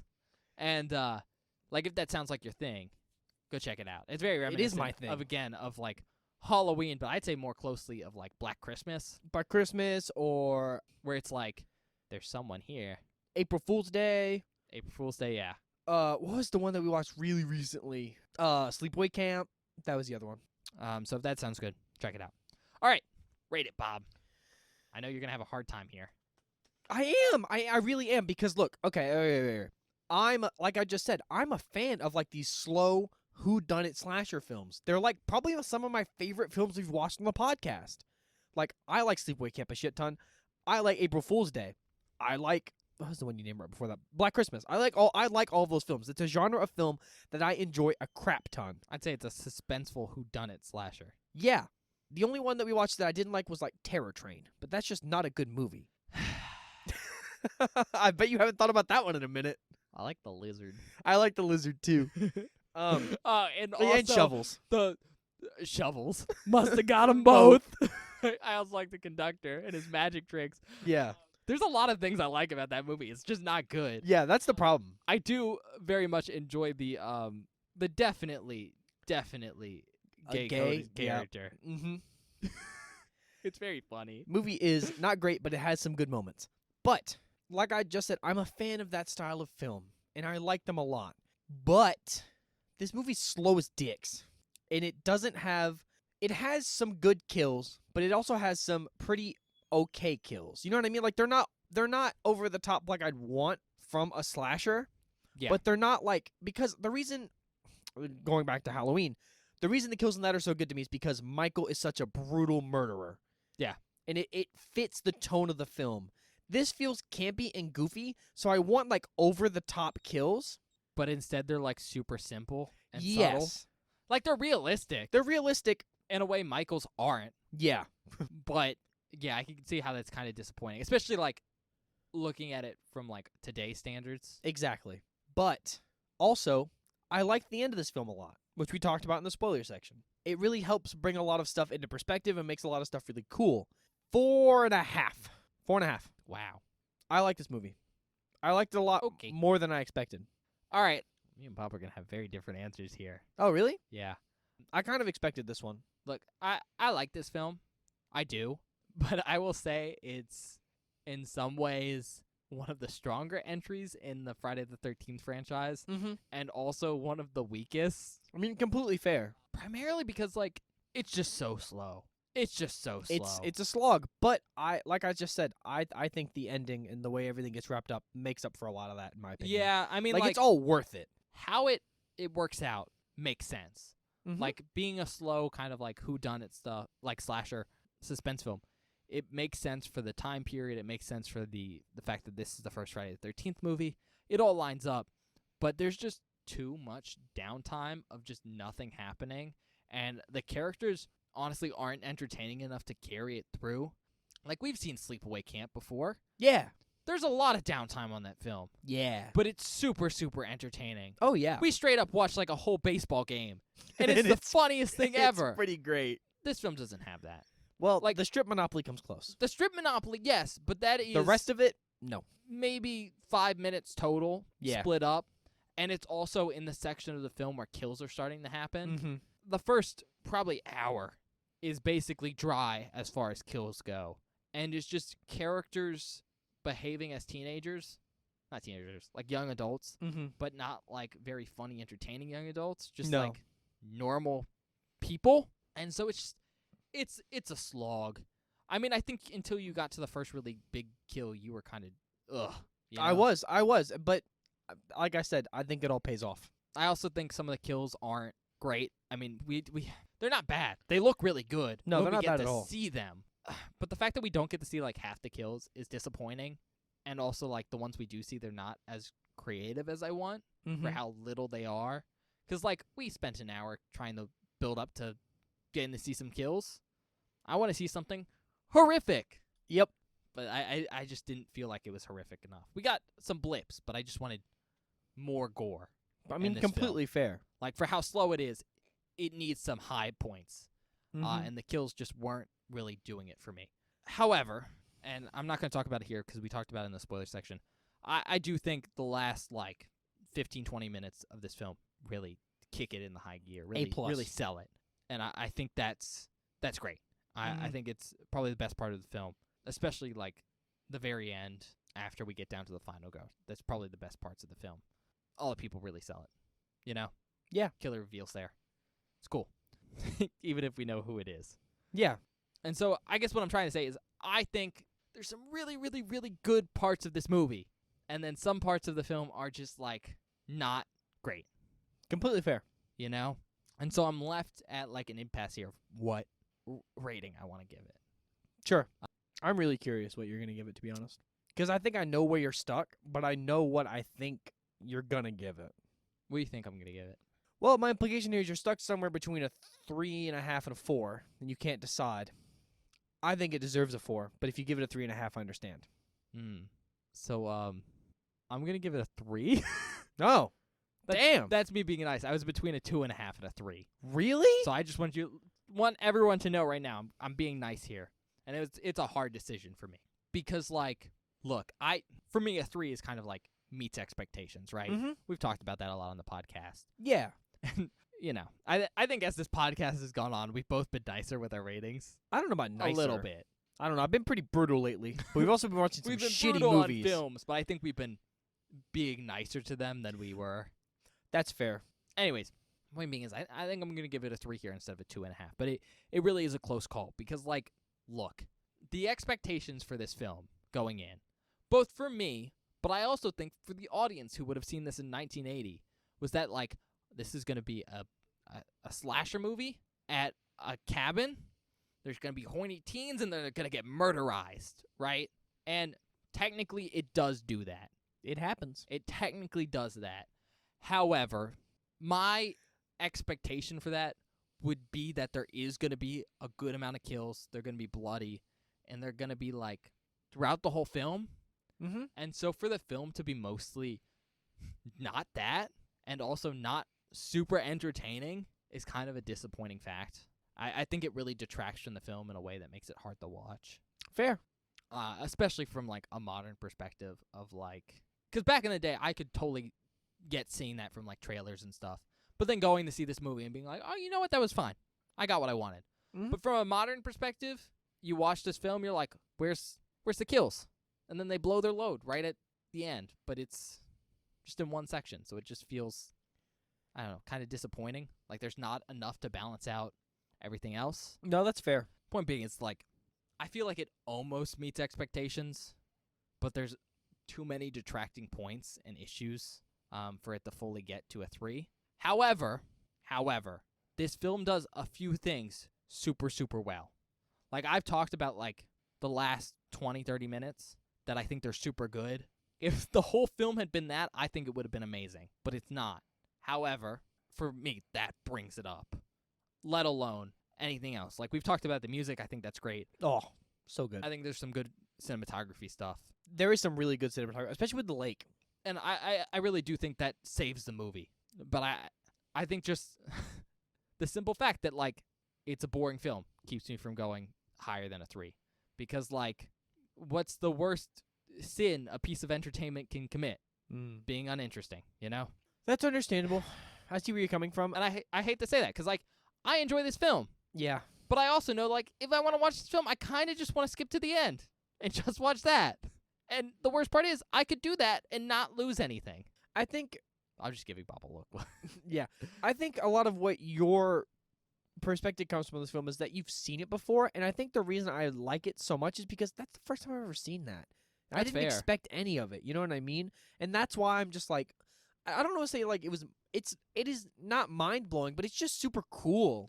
Oh, yeah. And I think like everything that happens near the end of the film makes that uninteresting, boring part of the film pay off. Because Yeah. it's like I've been waiting for the entire movie to see all this cool shit, and all this cool shit is cool enough that I go, that was worth it. That's fair. I just, like, I would appreciate that in a normal film. Like, we talked about Sleepaway Camp. It does that. Yeah. But the difference is that the downtime where we're building up to that is interesting because it Mhm. relies on the characters. Yeah. And I just didn't feel like this film had strong enough characters to do that. Yeah, some of the characters are pretty nothing. They're pretty nothing, which trend that you'll see in slashers going on.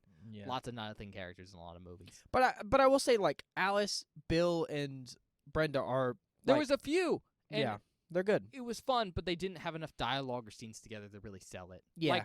Like we said, the strip monopoly was great. If the film had had more of that, I could have given it a higher rating. But not only did it not have enough of that, but it's in the back end of the film where I'm already entertained with, like, kills and stuff, Mm-hmm. makes it, you know. Yeah, that's fair. And I mean, you're right. Like, I'm watching it, having seen it a couple times. So, you know, it's a little bit more old stick for me Fair. than I think it is for you. But I mean, like, watching it with someone else is its own entertaining experience. And I think, for us both to have been bored in the first, 30 minutes says a lot, Mm-hmm. you know? Don't think it's a bad film. It's just like, I mean, a 3, for me, that's middling, right? That's middle Yeah. of the road. But objectively, that's what? A 6 out of 10, so like a 60%. Which is what it got across the what it board, got basically. across the board, yeah. All right, I guess we're going to go to the outtakes now. So we'll do those, and then we'll come back. Yeah, we'll see you guys in a minute.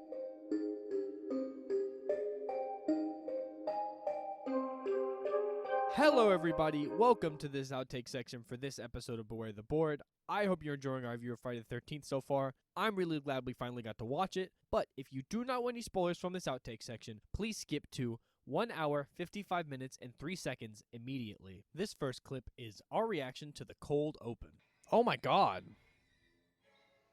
Oh! Gut wound. That escalated. This escalated quickly. I don't even know who's doing the killing here. This is cool POV stuff. It's actually kind of nice. Also, the music is kind of banging. This next clip is our reaction to the intro credits, and also a little fun fact about the film. Now, I have to say this. Yeah. Boring fucking intro credits. Yeah, it's just white text on a black screen. It's The so music is bad. cool, though. The music is cool, but like, It's kind of boring. if you have to do intro credits, make them cool. Yeah. Remember Reanimator? Yeah, that had some sick-ass intro credits. What was the one that was animated? Night of the Demons. Yeah, that was cool too. That wasn't Night of the Demons. It was Night of the Demons like 2, right? Mm-mm. No, it was the first one? It was the first Oh. one. June 13th, the present. Oh, that's when it released. Oh, it's the Friday, June 13th. Oh, the it's present. the day it oh, That's hell yeah. cool. That is cool. Little fact. This next clip is our reaction to seeing Crazy Ralph for the very first time. Ralph! Thanks, Ralph. Thank you, Ralph, for the death curse. Never get out alive. Who is that man? It's old man Ralph. Crazy Ralph. Oh God, what a I mentioned what a him in funny the man. actors. I know. His He- bicycle of doom. The Doomsicle. This next clip is our reaction to one of the first kills in the film, and also another fun fact. Oh, it's just a Bowie knife. Oh! Good neck wound. Yeah. That looks really good. Also, fun fact, I think that was Tom Savini's hands Oh! right there. That's real cool. I think. Because I know we get to see his hands in one scene, but I don't know which one it is. This next clip is our reaction to Ned being a jackass. And there's Ned. Jesus Christ, Ned. Don't you love how culturally sensitive he is? This next clip is my reaction to this film surprising me. Oh! That's cool! It did the unexpected! That was dope. Like, that's really cool, actually. Wow. This next clip is our reaction to probably the coolest kill in the film. Oh, no. Oh! Oh! Oh my God! That was so cool! Yeah. Did you know that you knew that was gonna happen? Yeah, I've seen this movie, Bob. That's crazy. What a cool... Wait, he was there the whole time? Under the bed, yeah. That's weird. Well, presumably they were in the cabin, and these two teens walk in making out, and they were like, oh, gotta hide. Sure. But then they have sex and you just lay under them the whole time they're having sex? And then you murder one when they leave? It gets lonely. Okay. Me and Jason. This next clip is me asking a question and having it immediately answered by the film. I want to see how Bill died. Isn't this such a slow start? Oh! There it is. That's awesome. That's like a pretty good fake body, too. That wasn't a fake body. That was him. That was a pretty good body full of You can arrows. see his eye moving a little bit. Really? I didn't Well, notice. like his eyelid flinching a little bit. That was really cool. That was a good reveal. No, yeah, it was cool. This next clip is our reaction to the final encounter between Pamela and Alice. Oh, getting bit by an old lady. Bob's biggest fear. I'm very afraid of old women. She's not that old. I think she's probably only like 40 or 50. I would say 50s probably. Maybe 40s. I don't know. She's pretty spry. Somebody's got to kill this old bitch. Because if you don't kill her, it's kind of over. Oh! Oh, the fists in the air. She's getting... Oh, that's so cool. What a good head chop. Oh, but you killed somebody. That sucks for you, I guess. This next clip is my reaction to seeing Jason at the end of this film. Oh my god! What the fuck?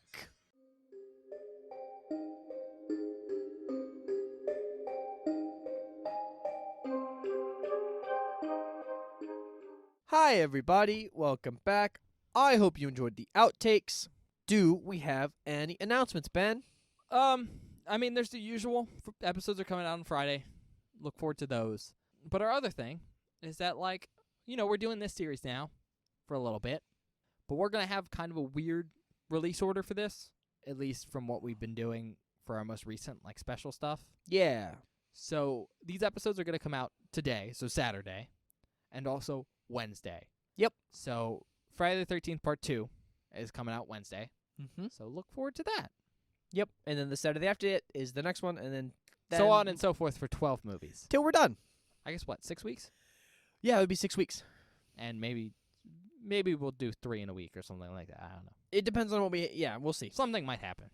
Worst case, but we'll tell you. Well, because we kind of want to have all these out before we go to the convention, just for, like, easiness, essentially. Just so we're done. Just so we're done, because, when we go to the convention, we're going to have to do a convention wrap-up episode where we talk about our experience at the convention and, how much of a good time we had and all the stuff we did. So we don't want to have to be working on these, putting these out, and doing that. That's not an issue for me, but it's an issue for Bob, who has to edit. And then we have another thing coming out during October. We'll talk about that. And another thing coming out during October. Yeah. It's Halloween month, baby. We're a horror podcast. We're busy. Okay. Moving on from that, check us out wherever you get your podcasts. You're probably there right now, but we're on Spotify, Apple Podcasts, other interweb places. We're also on YouTube, which is a good place to check us out if you want to show us some love, because we can see your subscriptions and your likes. It's also kind of nice because there's like this little bell-shaped button that you can smash, and that lets you know whenever we post a new video, which just happens to be whenever we upload a new episode on our other podcasting places. So Yep. if you don't have like notifications or something turned on where you get your podcast from, or maybe there's not an option where you're listening to those, I don't know where you're listening. I don't know how many places we're on, honestly. But YouTube's kind of an easier way maybe to like have notifications for that if you really want to know whenever we do upload, even though it's a set schedule. Most We're of the usually time. pretty good about it. I mean, we usually announce if we're going to upload Yeah. on a different day. YouTube's also kind of nice because there's this thing called the comment section on each video, and you can like communicate with us. We do read those. It's really nice. It's fun to see what you guys think about like certain movies, or Mhm. also our takes on them, Yeah. because I know you guys have different opinions sometimes. Yeah. And at least for me, it's cool seeing that, because I think even if I disagree with you, I can respect that you have a different opinion. Yeah. And it's always cool to see your reasoning, because that can help me learn. Yeah, and also, like, it's just refreshing seeing what other people think about stuff when, Yeah. like, we have a... Because, like, I'm going to be honest... This is a soundboard where we bounce off of each other. Exactly. It's very much an echo chamber of me and Ben screaming at each other with our dumb opinions. Because- So it's nice to throw in other ones eventually. Getting to show Bob movies means I get to shape his opinions on stuff. Yeah. But yeah, you can also communicate with Bob on Twitter. That's the other place to communicate with us. Kind of stalk him on that platform. Give him the old Okay, don't stalk me, first of all. Please don't. I will file a restraining order. You're fine as long as you don't horny. If you horny, you're dead. Which is kind of concerning because you got those sensitive content things all over our Twitter page. Well, that's not... Well, that is my fault, actually. But they're safe, right? Yeah, like Ben said, check us out on Twitter, @BewareTheBoard. It's where I post updates about the show, information about the show. Basically, anything you want to know about the show goes on our Twitter. On Mondays, I post a spoiler post for that Friday's episode, which is basically a hidden movie cover that you can reveal to see what it is so you can watch the movie before we do. And so whenever we're talking about a movie, you don't get any spoilers. On Fridays, or whatever days an episode goes up, I always post a link to the episode with an associated meme, maybe, if Ben makes one, or if something is funny enough.